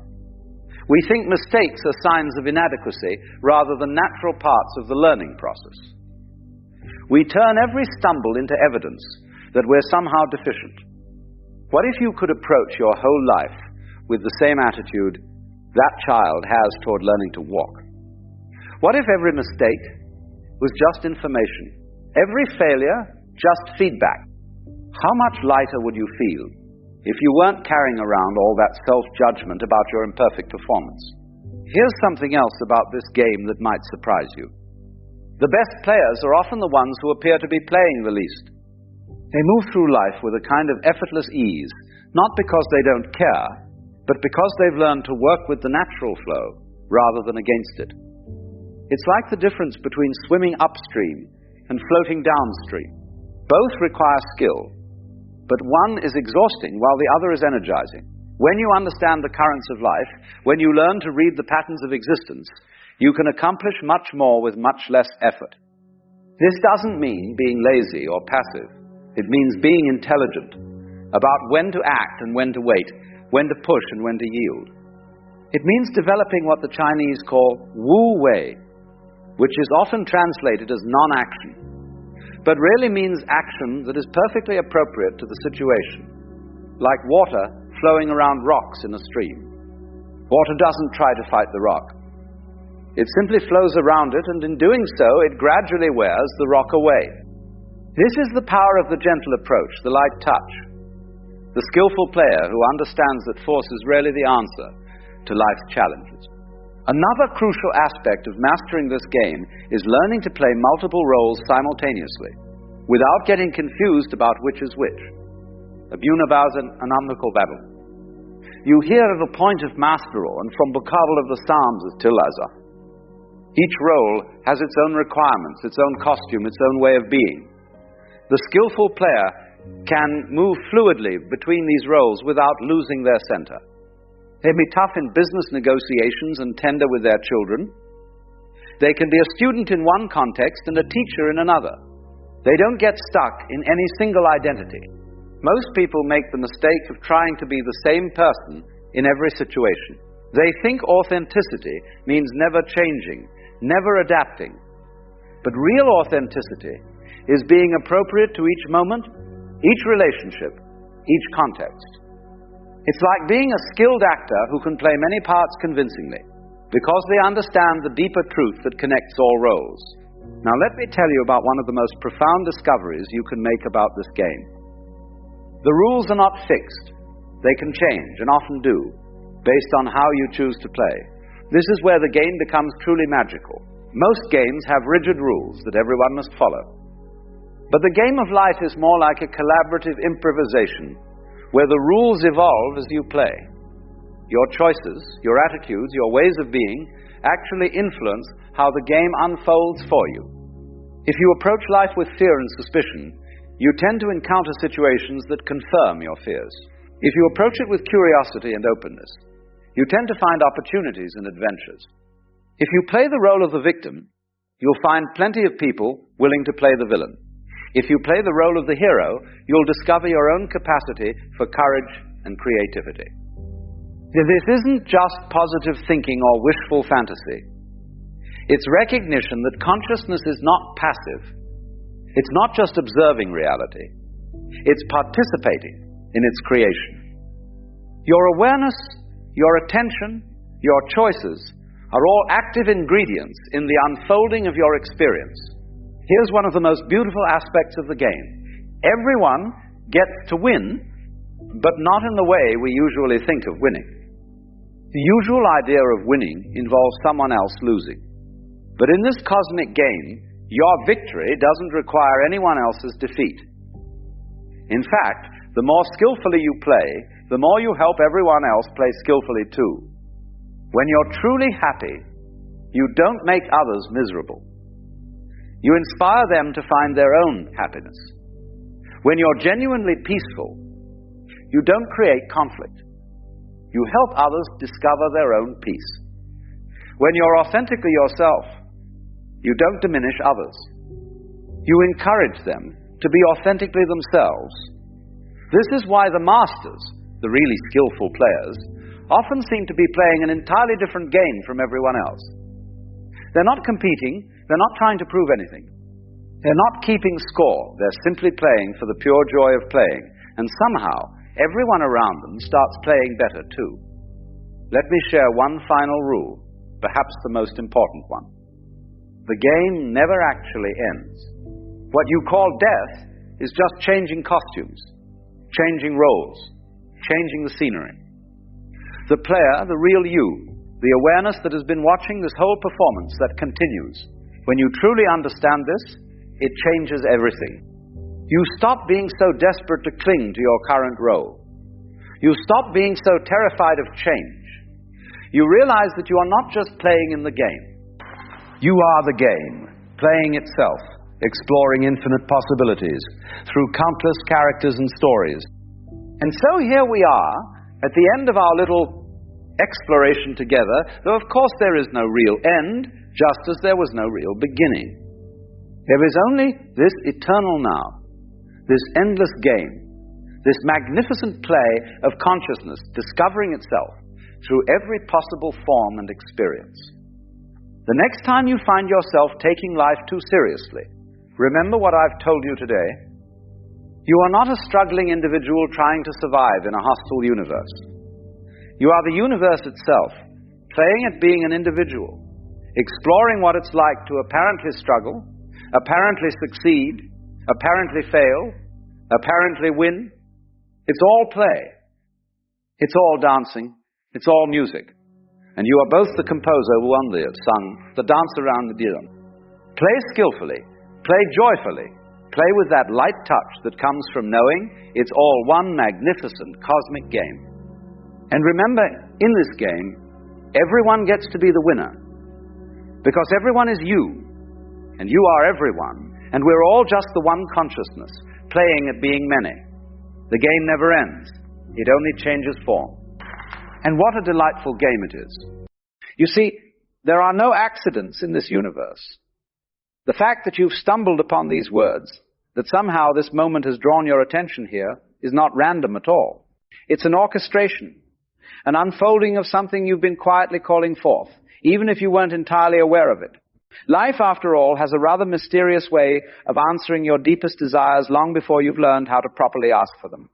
Now, I want you to slow down. Just breathe. Because what I'm about to say is not meant to excite the surface of your mind, but to awaken something much deeper, that quiet intelligence inside you that already knows. The energy that brought you here has been waiting patiently for you to remember who you are. And once you truly remember, once you step back into the awareness that creates worlds, you'll see that manifestation isn't about trying to get something. It's about realizing that you already are everything.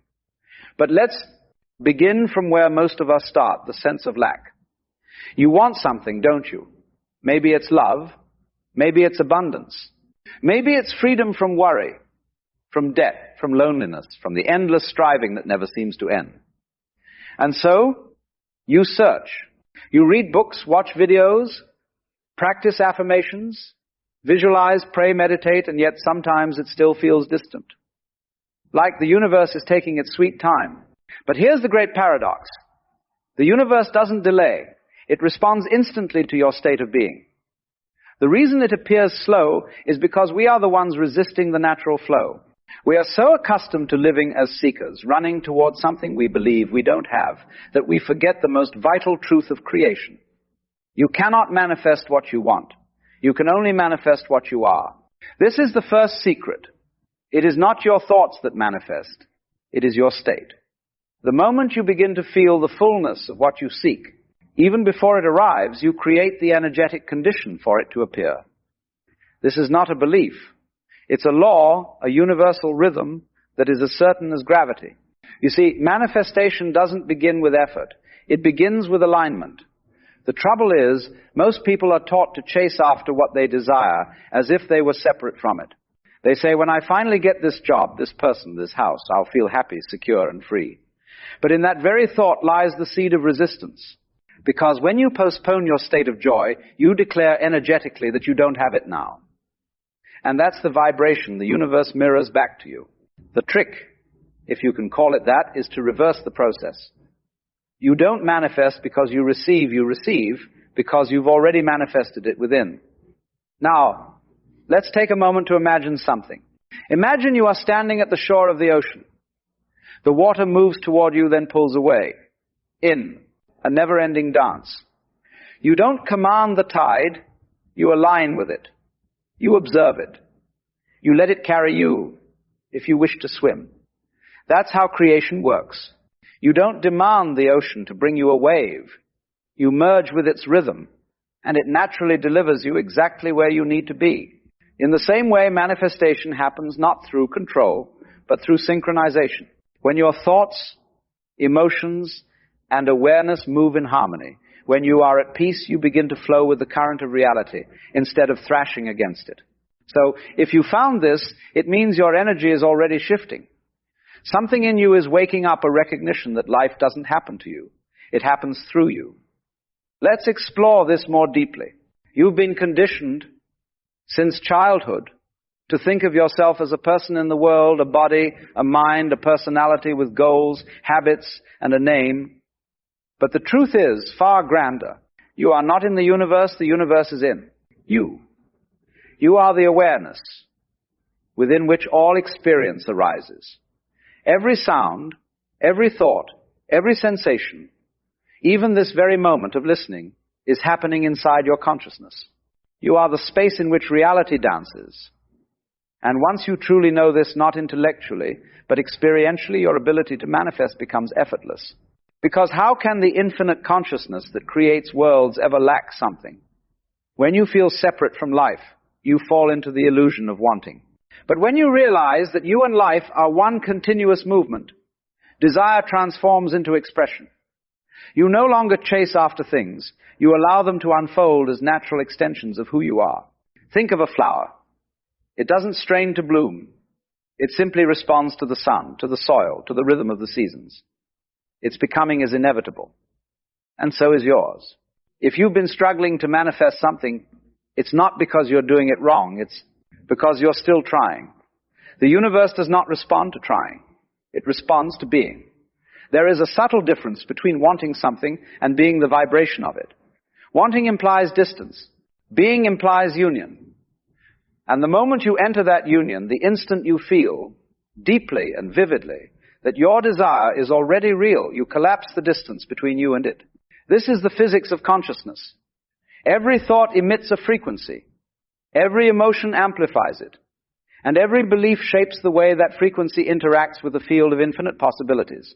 But here's the beauty. You don't need to know how it will happen. The how belongs to the universe.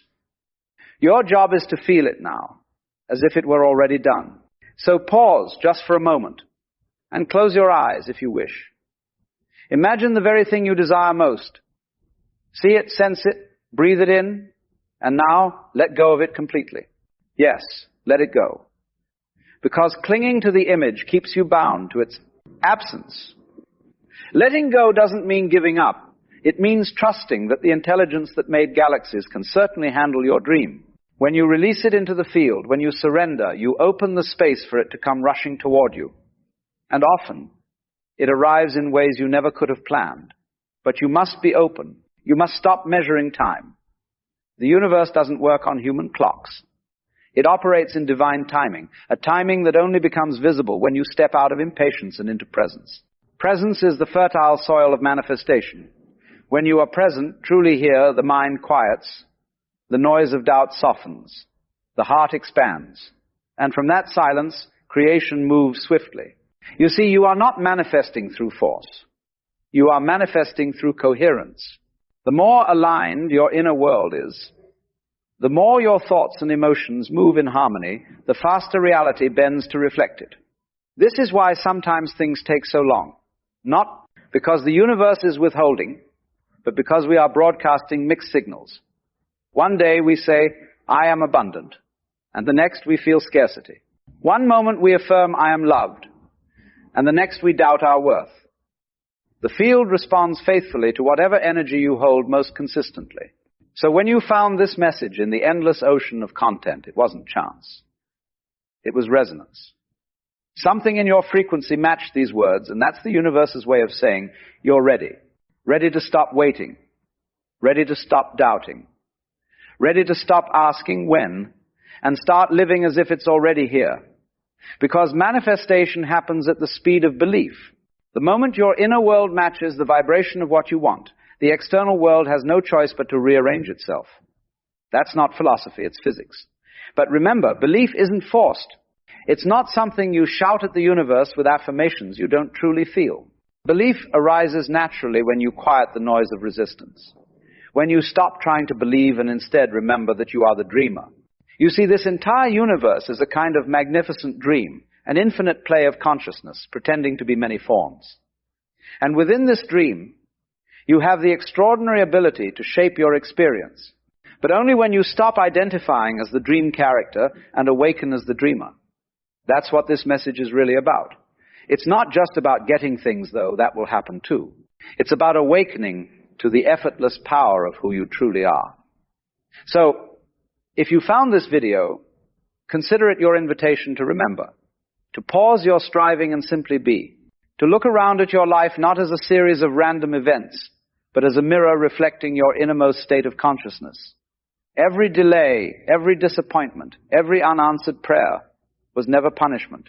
It was preparation, a sacred way of clearing what needed to be released so that you could become a clear channel for what you truly desire.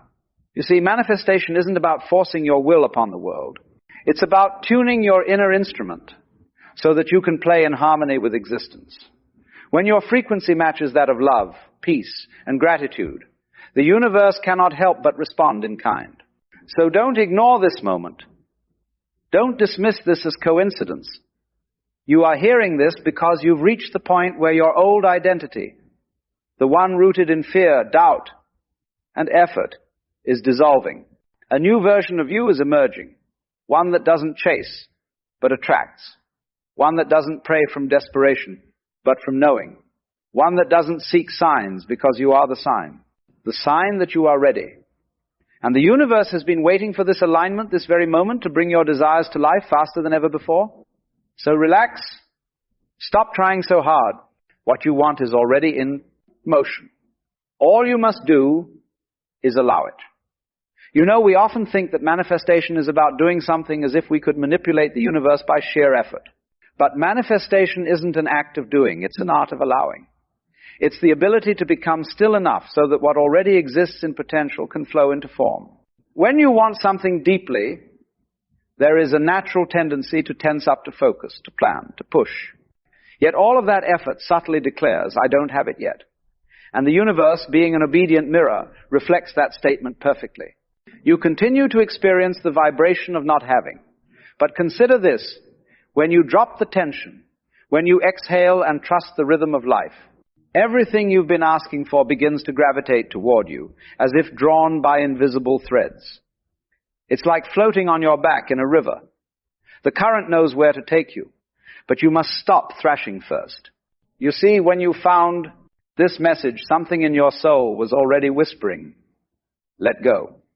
Not in the sense of giving up, but in the sense of releasing your grip on control. Control is the great illusion. It's what the ego loves most to plan, to force, to measure. But life, my dear friend, is far too vast to be managed. The more you try to control it, the more it slips through your fingers like water. The secret, then, is to become like water, yourself fluid, trusting, responsive. The great Taoist sages understood this. They said that the highest virtue is to flow with the Tao of the way. And manifestation, when properly understood, is not separate from that ancient wisdom. To manifest is simply to cooperate with the way. But cooperation doesn't mean passivity. It means alignment. It means listening, sensing, and responding from a place of inner stillness.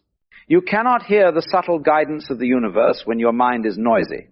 You cannot feel the gentle nudge of intuition when you're busy asking, when will it come? Why hasn't it come yet? Those questions come from lack, not from knowing. So the real practice is not in thinking about what you want, but in entering the emotional frequency of already having it. Let's try something again.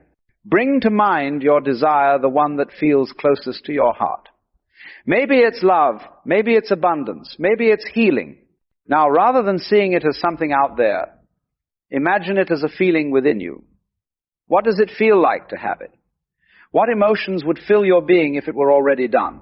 Feel that warmth spreading through your chest, that quiet relief, that soft gratitude. Stay with it for a moment. That is the signal. That is the vibration. And when you sustain that vibration not as a performance, but as a natural state, the universe must respond, because it is you. There is no outside. This is the part that most people miss. You are not sending out a wish to a distant power. You are harmonizing with the infinite consciousness that is breathing your body, spinning the planets, and unfolding galaxies. And when your inner state matches the frequency of that divine rhythm, everything begins to unfold with astonishing speed. Synchronicities appear. Opportunities find you. People come into your life as if drawn by destiny. But destiny, you see, is simply the natural consequence of alignment. There are no coincidences, only convergences. You are converging with the very energy you've been asking for. And that's why you're hearing this now. Because manifestation begins in awareness. It begins the moment you remember that you and the universe are one continuous organism, dreaming itself into form. It's a dream that responds instantly to the dreamer. But we've been taught to doubt that. We've been taught that life is outside of us, that we must work hard, earn, struggle, fight. Yet what if you realize that the universe is not testing you, but dancing with you? That everything you call delay is simply the universe adjusting its rhythm to match your readiness. This is why things sometimes seem slow. The delay is not denial, it's calibration. The universe is waiting for you to catch up vibrationally to what you've asked for. And the fastest way to catch up is through gratitude.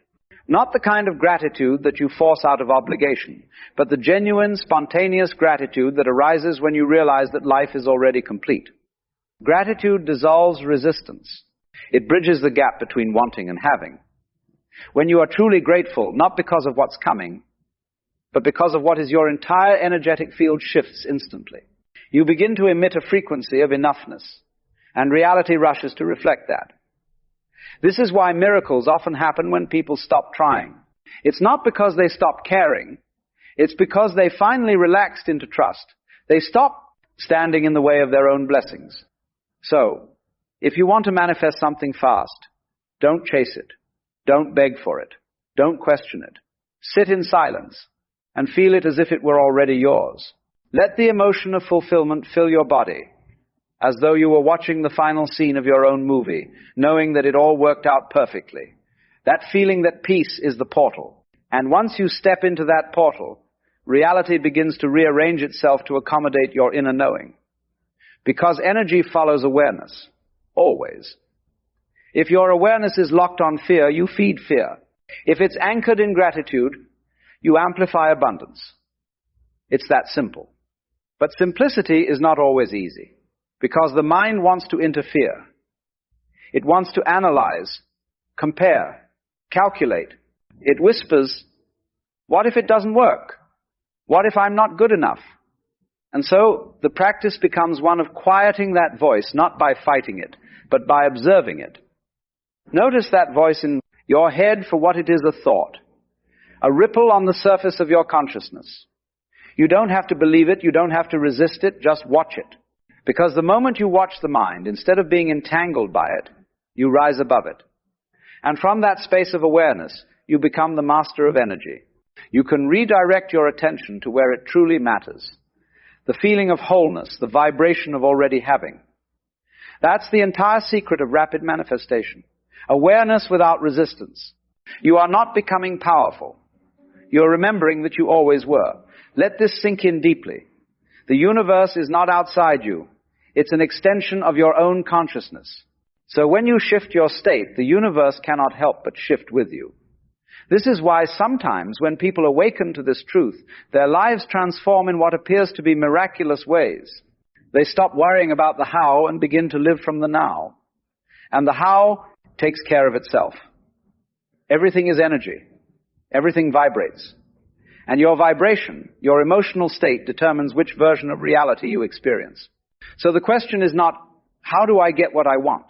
The question is, what am I being right now? Because whatever you're being, you're broadcasting. And the field, this great, intelligent, responsive field, echoes that signal back to you. When you emit joy, life mirrors joy. When you radiate peace, life becomes peaceful. When you embody love, the universe rushes to show you how loved you truly are. It's not magic, it's resonance. That's why this message came to you now. Because your frequency is moving toward coherence, toward alignment with what you've been asking for. So I tell you now, gently but firmly, do not ignore this moment. Don't rush past it. Don't think maybe I'll practice this later. This is the practice. This is the doorway. Right here, in your awareness, lies the power to shape worlds. You don't need another technique. You don't need to prove your worth. You simply need to be still enough to feel the vibration of what's already unfolding. Because it's coming, faster than you think. Every time you choose gratitude over fear, it comes closer. Every time you trust instead of worry, it accelerates. Every time you act from love instead of lack, you move into the timeline where it already exists. The field rearranges itself in response to your state. Always. So stop searching for signs and start being the sign. Stop waiting for permission and start embodying the permission. The moment you feel it fully, even once the quantum field takes a snapshot of that vibration and begins constructing the reality that matches it. That is how it works. That is how fast it can happen. And sometimes the only thing standing between you and that shift is one breath. So breathe. Inhale deeply. Exhale slowly. Let your shoulders drop. Let the tension melt away. Now say to yourself, silently or aloud, I am ready to receive. Feel what that means. Feel how your body softens when you stop forcing and start allowing. That is the moment manifestation begins. It begins not with words, not with vision boards, but with the relaxation of resistance, the surrender of control, and the trust that the universe knows the way. Because it does. It always has. The energy that made stars, that formed oceans, that breathed life into you, it's the same energy that fulfills desires. You are not separate from it. You are it. And so, whatever you are asking for, whatever has been stirring in your heart, it's already done. All you must do is align your awareness to that truth. So if you found this today, let it be your reminder, your turning point. The quiet nudge from the infinite saying, stop waiting, start being. Let this be the moment you step into trust. Let this be the moment you let go of control. Let this be the moment you remember that you are the universe expressing itself. And the universe never struggles to create. So don't ignore this message. You were guided here for a reason. And if you can hold this vibration, even for a few minutes a day, the vibration of gratitude, peace, and completeness, you will see the outer world shift so quickly that it will feel almost impossible to explain. But you won't need to explain it. You'll simply smile, knowing that it was never magic. It was you, all along. The dreamer awakening inside the dream. So walk now with calm confidence. Trust that everything you've asked for is already on its way, or perhaps, more accurately, it's already here, waiting for you to notice. Because when you finally stop chasing, you start a... There is a strange feeling that follows us through life, even when we seem to have all the things we once wished for. You might notice it on quiet evenings, when everything is finally still, the bills are paid, the kitchen is clean, the lights are soft, and yet something inside you whispers, there must be more. It is not greed, not exactly. It is an ache, an almost sacred restlessness, as if the mind refuses to believe that satisfaction could ever be simple. We are taught from childhood that money is the measure of safety, that to be rich is to be free. But the odd thing is that very few people who are surrounded by abundance ever truly feel free. They are anxious about losing it, suspicious of those who want it, and haunted by the idea that it might one day stop flowing. So even when the river of wealth runs wide, they still feel thirsty. You see, money is not a thing we hold. It is a story we tell. A story about control, about certainty, about being on the right side of fate. But the story keeps changing, and we keep rewriting it. One day, you tell yourself that if you could only earn a little more, you'd finally relax. The next, you have more, and you find new ways to be tense. You upgrade the dream, not because you need to, but because you no longer know how to stop chasing. This is the subtle tragedy of modern life. You can have comfort without peace. You can have wealth without trust. You can have options and still be trapped. And you can spend your entire existence trying to feel what cannot be bought, the quiet assurance that you are already complete. It is curious that the richer a society becomes, the less satisfied its people seem to feel. We accumulate things faster than we can enjoy them. We rush to consume experiences like travelers who are afraid their passports will expire. Even leisure becomes a form of work. We must prove that we are happy, prove that we are fulfilled, prove that our success was not a mistake. And yet, the old problem persists. The feeling of lack. A man who owns a house may still lie awake, worrying about losing it. A woman who finally earns her dream income may suddenly fear that it won't be enough next year. It is never the numbers in the bank that trouble us. It is the belief that we are still incomplete, that someone, somewhere, is ahead. But what does it mean to be rich? Is it to have more than others? Or is it to need less? You can only feel wealth by contrast. If everyone had 1 million, no one would feel rich. If no one had a home, even a single room would feel like a palace. Our sense of abundance is not determined by possession, but by perception, by the game of comparison we unconsciously play every day. The trouble with comparison is that it never ends. There will always be someone who has gone farther, who has achieved sooner, who seems to float through life with less friction than you. But you never see the whole story. You see the highlight reel, the house, the smile, the success, not the anxiety behind it. And so we keep reaching, we keep pushing, we keep moving the goalpost just beyond the horizon, because stopping feels dangerous, almost shameful, as though contentment were a kind of failure. But you cannot chase peace and catch it. You can only allow it. Money is the same. The more you treat it as something to trap, the faster it runs from you. Because money, like life itself, moves in cycles. It flows in, it flows out, it circulates. And when you grip it too tightly, you stop its rhythm.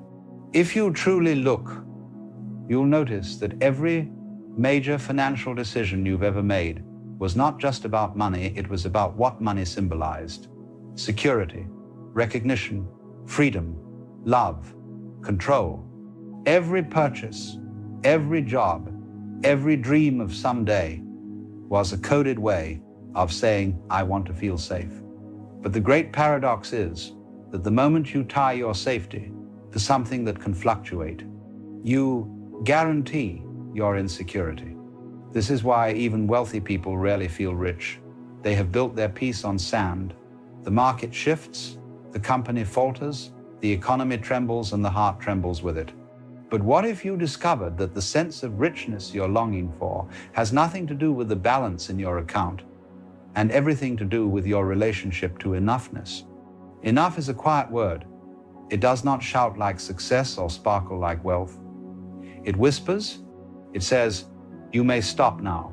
But the modern mind is deaf to that whisper, because stopping looks too much like losing.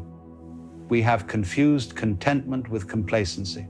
Yet the only way to ever feel truly rich is to recognize that you already possess the only wealth that matters, the capacity to be here now without needing the next thing to make it worthwhile. You may have noticed that the richest moments of your life were never the most expensive ones. They were the mornings when the sun touched your window at just the right angle, the laughter that cost nothing, the meal that tasted better because you had someone to share it with. These are not moments of scarcity. They are proof that wealth was never the issue. Attention was. Attention is the new currency of our age. What you give your focus to, you empower. If your attention is constantly orbiting what's missing, then even a fortune will feel fragile. But if your attention settles into what is already here, then even the simplest life will feel abundant. We often think money will finally make us present, that once the bills are gone, the debt erased, the worry silenced, then we will relax. But life has a strange sense of humor. It gives you peace the moment you stop waiting for peace to be purchased. The moment you stop making contentment conditional on external gain, you realize that freedom was never hiding in the bank. It was hiding in your breath. It is a peculiar madness to believe that the value of life depends on the size of one's savings. Yet most people spend their best years trading time, the one thing they can never recover, for figures that exist only as digital ghosts on a screen. The irony is exquisite. We sacrifice the living moment for symbols of potential moments. You do not live in the future that your money promises. You live here, in this pulse, in this breath, and when that breath is over, you cannot spend what you have stored. But the culture around us whispers endlessly, you must prepare, you must accumulate, you must secure yourself. We build whole identities on this premise. The worker becomes his salary, the entrepreneur becomes her valuation, the artist becomes the market's approval, and in the process, we forget the original reason we sought wealth in the first place, to be free to live. Freedom cannot be bought. It is a realization, not a transaction. You may have noticed that those who spend their lives chasing financial freedom rarely find it, because the chase becomes the prison. The moment they reach one target, another appears. They're like sailors who keep moving the island on the map, always rowing toward a shore that never existed. To understand this, you must first see that money is not evil, nor is it sacred. It is neutral, pure energy, pure potential. It becomes poison only when you project your fears and hopes upon it. When you treat it as the medicine for every insecurity, it amplifies the sickness. But when you treat it as a tool, a rhythm, a movement of life itself, it begins to flow naturally again. Most people do not have a money problem. They have a meaning problem. They believe that by accumulating enough, they will one day escape uncertainty. But uncertainty is not an obstacle. It is the very texture of existence. You cannot buy your way out of it. You can only dance with it. Think of the ocean. The waves rise and fall. No one wave lasts forever, yet the ocean remains whole. Money is like that. It rises and falls in the tides of your life. Some seasons bring abundance, others require trust, but both are necessary for the rhythm to stay alive. You cannot have the flow without the ebb. Yet our minds resist this natural movement. We want to lock the river in a vault. We build dams of worry, hoarding, and fear, and then we wonder why we no longer feel the joy of its movement. You might feel it too, that heavy sense that you can never rest, because if you rest, the flow will stop.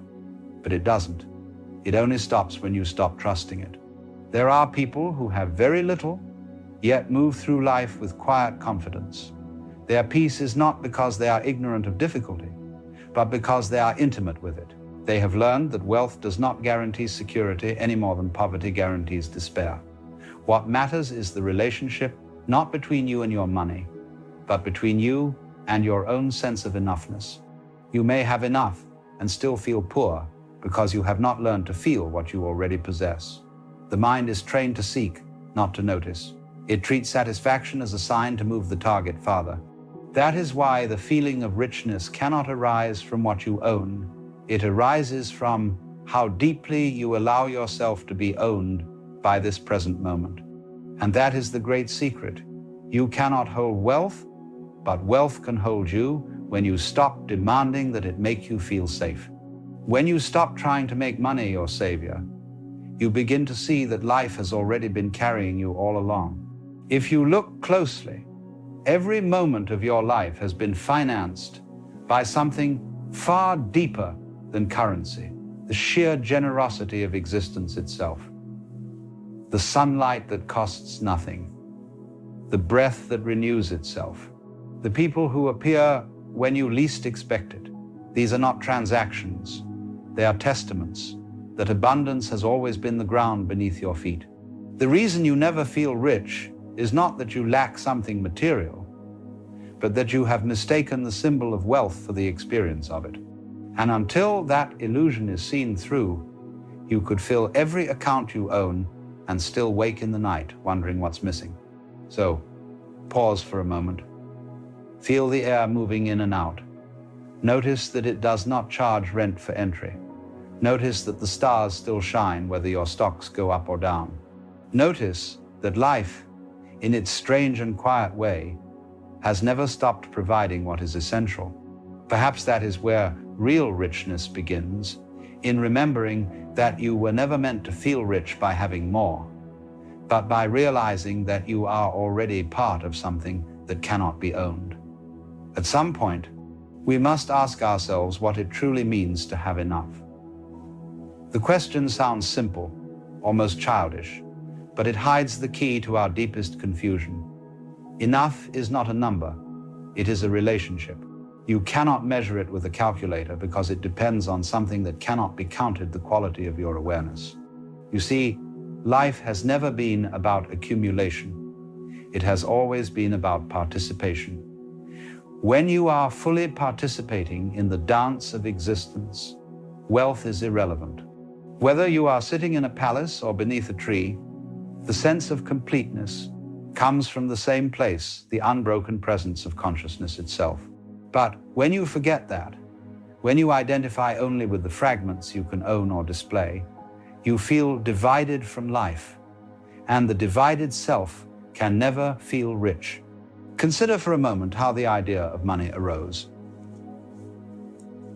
Once, there was only exchange. A fisherman traded his catch for the farmer's grain. The potter gave a bowl for a loaf of bread. It was a rhythm of giving and receiving, balanced by trust. But as soon as we invented symbolic wealth, the symbol became more important than the exchange. The coin replaced the conversation. The note replaced the handshake. We began to value not the act of giving, but the accumulation of the tokens that represented it. And so humanity found itself in an odd paradox.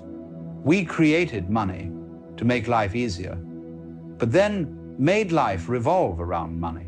We built systems that reward hoarding instead of sharing, growth instead of sufficiency, profit instead of peace. And yet the truth has not changed. You cannot take a single cent with you when you go. The wealth that truly matters is the kind you can still feel when everything else is gone. When you look around, you may notice that people often confuse abundance with excess. Abundance is the experience of fullness. Excess is the refusal to stop. Abundance nourishes, excess intoxicates. One expands your awareness, the other narrows it until you can no longer taste what you consume. A man in a small home can live abundantly if his heart is spacious. A man in a mansion can live in poverty if his soul is cramped by fear. But the problem is not greed, not really. It is confusion. We have mistaken the visible symbols of wealth for the invisible feeling of wholeness they were meant to point toward. And so we keep grasping for more, like a person trying to hold sunlight in their hands. Real richness begins the moment you stop trying to store light and start learning to see it. To feel rich is to recognize that the miracle is not that you possess things, but that things exist at all. That you are here, breathing, conscious, surrounded by textures and sounds and colors that no amount of currency could ever recreate. Look closely at the smallest details, the way the steam curls from your morning tea, the quiet rhythm of your footsteps on the floor, the warmth of someone's voice saying your name. These are not luxuries. These are wealth, but because we are taught to think of life as a ledger, we keep translating these moments into costs and gains. How much did it take? What did I earn? What did I lose? As long as the mind is caught in that arithmetic, it cannot see the truth that the value of a moment is not in what it costs, but in how deeply it is lived. You can spend your entire life chasing security and die without ever feeling safe, or you can discover here and now that safety is not the absence of risk, but the willingness to be present with it. This is why the truly wealthy are not those who have conquered uncertainty, but those who have made peace with it.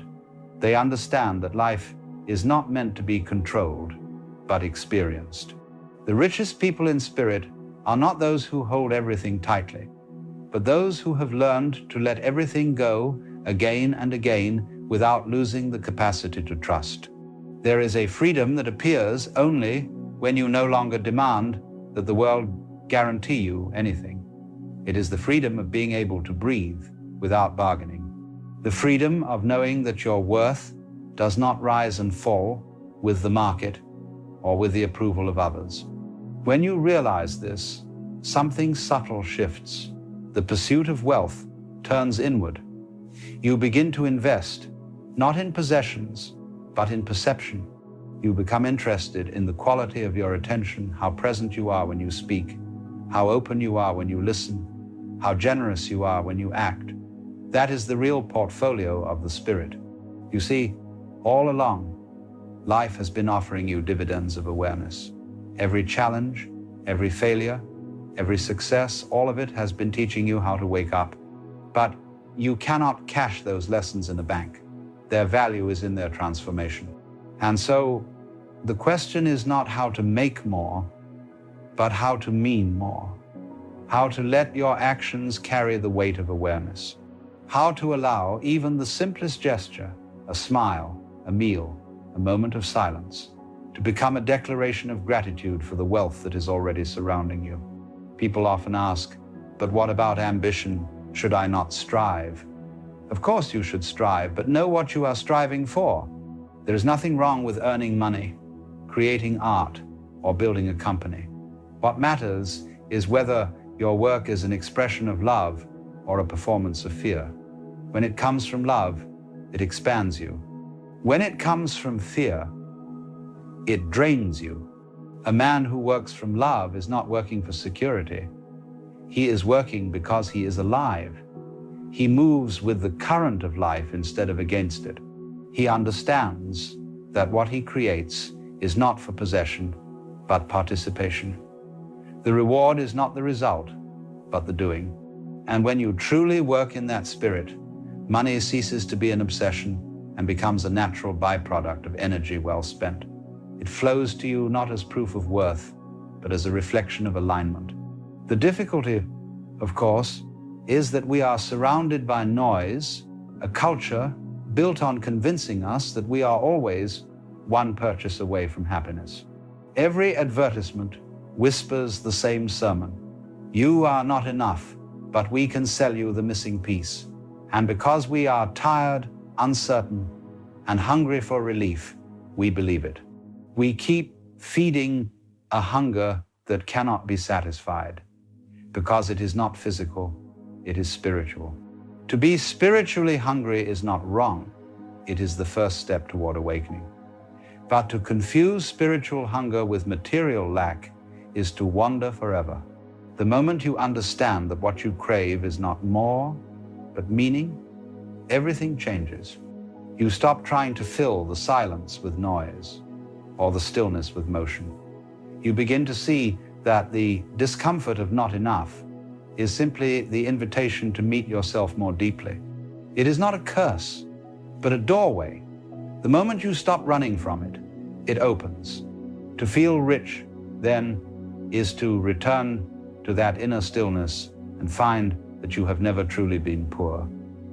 That the wealth you sought outside was always an echo of the abundance within. You realize that your entire life has been funded by something infinite, the same mystery that animates the trees, the rivers, the stars. It is a strange discovery to make because it dissolves the game entirely. You can still earn, still build, still plan for the future, but now you do it with lightness. You are no longer trying to prove your worth. You are simply expressing it. The anxiety of comparison fades. The compulsion to outdo disappears. What remains is participation, a pure willingness to live. And when you live like that, money becomes what it was meant to be, a servant, not a master. It moves through you as easily as breath, supporting what needs to unfold, then leaving when it is time. You trust that it will return when it is needed, because you are no longer clinging to its form. You are rooted in the deeper flow beneath it, the pulse of life itself. Imagine for a moment that you were suddenly invisible to society. No one could see your possessions, your titles, or your success. What would remain of you then? That remainder, the essence that cannot be measured or marketed, that is your true wealth. Everything else is temporary.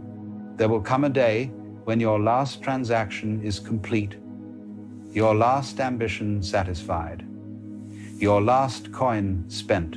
And in that moment, all that will matter is whether you have learned how to be rich in presence, whether you can meet the final silence with gratitude instead of fear. If you have lived in constant hunger for more, death will feel like theft. But if you have lived in awareness of enough, death will feel like completion. The world will always offer you reasons to worry. The market will fall. Prices will rise. The future will tremble. But the one thing that cannot be shaken is the realization that wealth was never outside you. It was the consciousness through which you perceived the world. It was the gratitude that transformed necessity into blessing, repetition into ritual, ordinary life into sacredness. You are not poor because you lack things. You are poor only when you forget how to see. So learn to see again. See the way the morning light filters through the curtain. See the faces of those you love. See the fleeting moments that slip between your plans. They are all pieces of gold scattered freely across the day. You don't have to own them. You only have to notice them. One day, you will look back and realize that the moments you thought were small were the richest of all. That the peace you chased through decades of work was already waiting for you quietly in the pause between breaths. To feel rich is not to escape life's uncertainty, but to bow to it, to say yes to each wave as it comes, and yes again when it goes. To know that what is yours will always find its way to you, because you are already part of the same current that carries everything else. And when that realization settles in your bones, you no longer ask, "Do I have enough?" You simply whisper, "I am enough." That is where the chase ends. That is where wealth begins.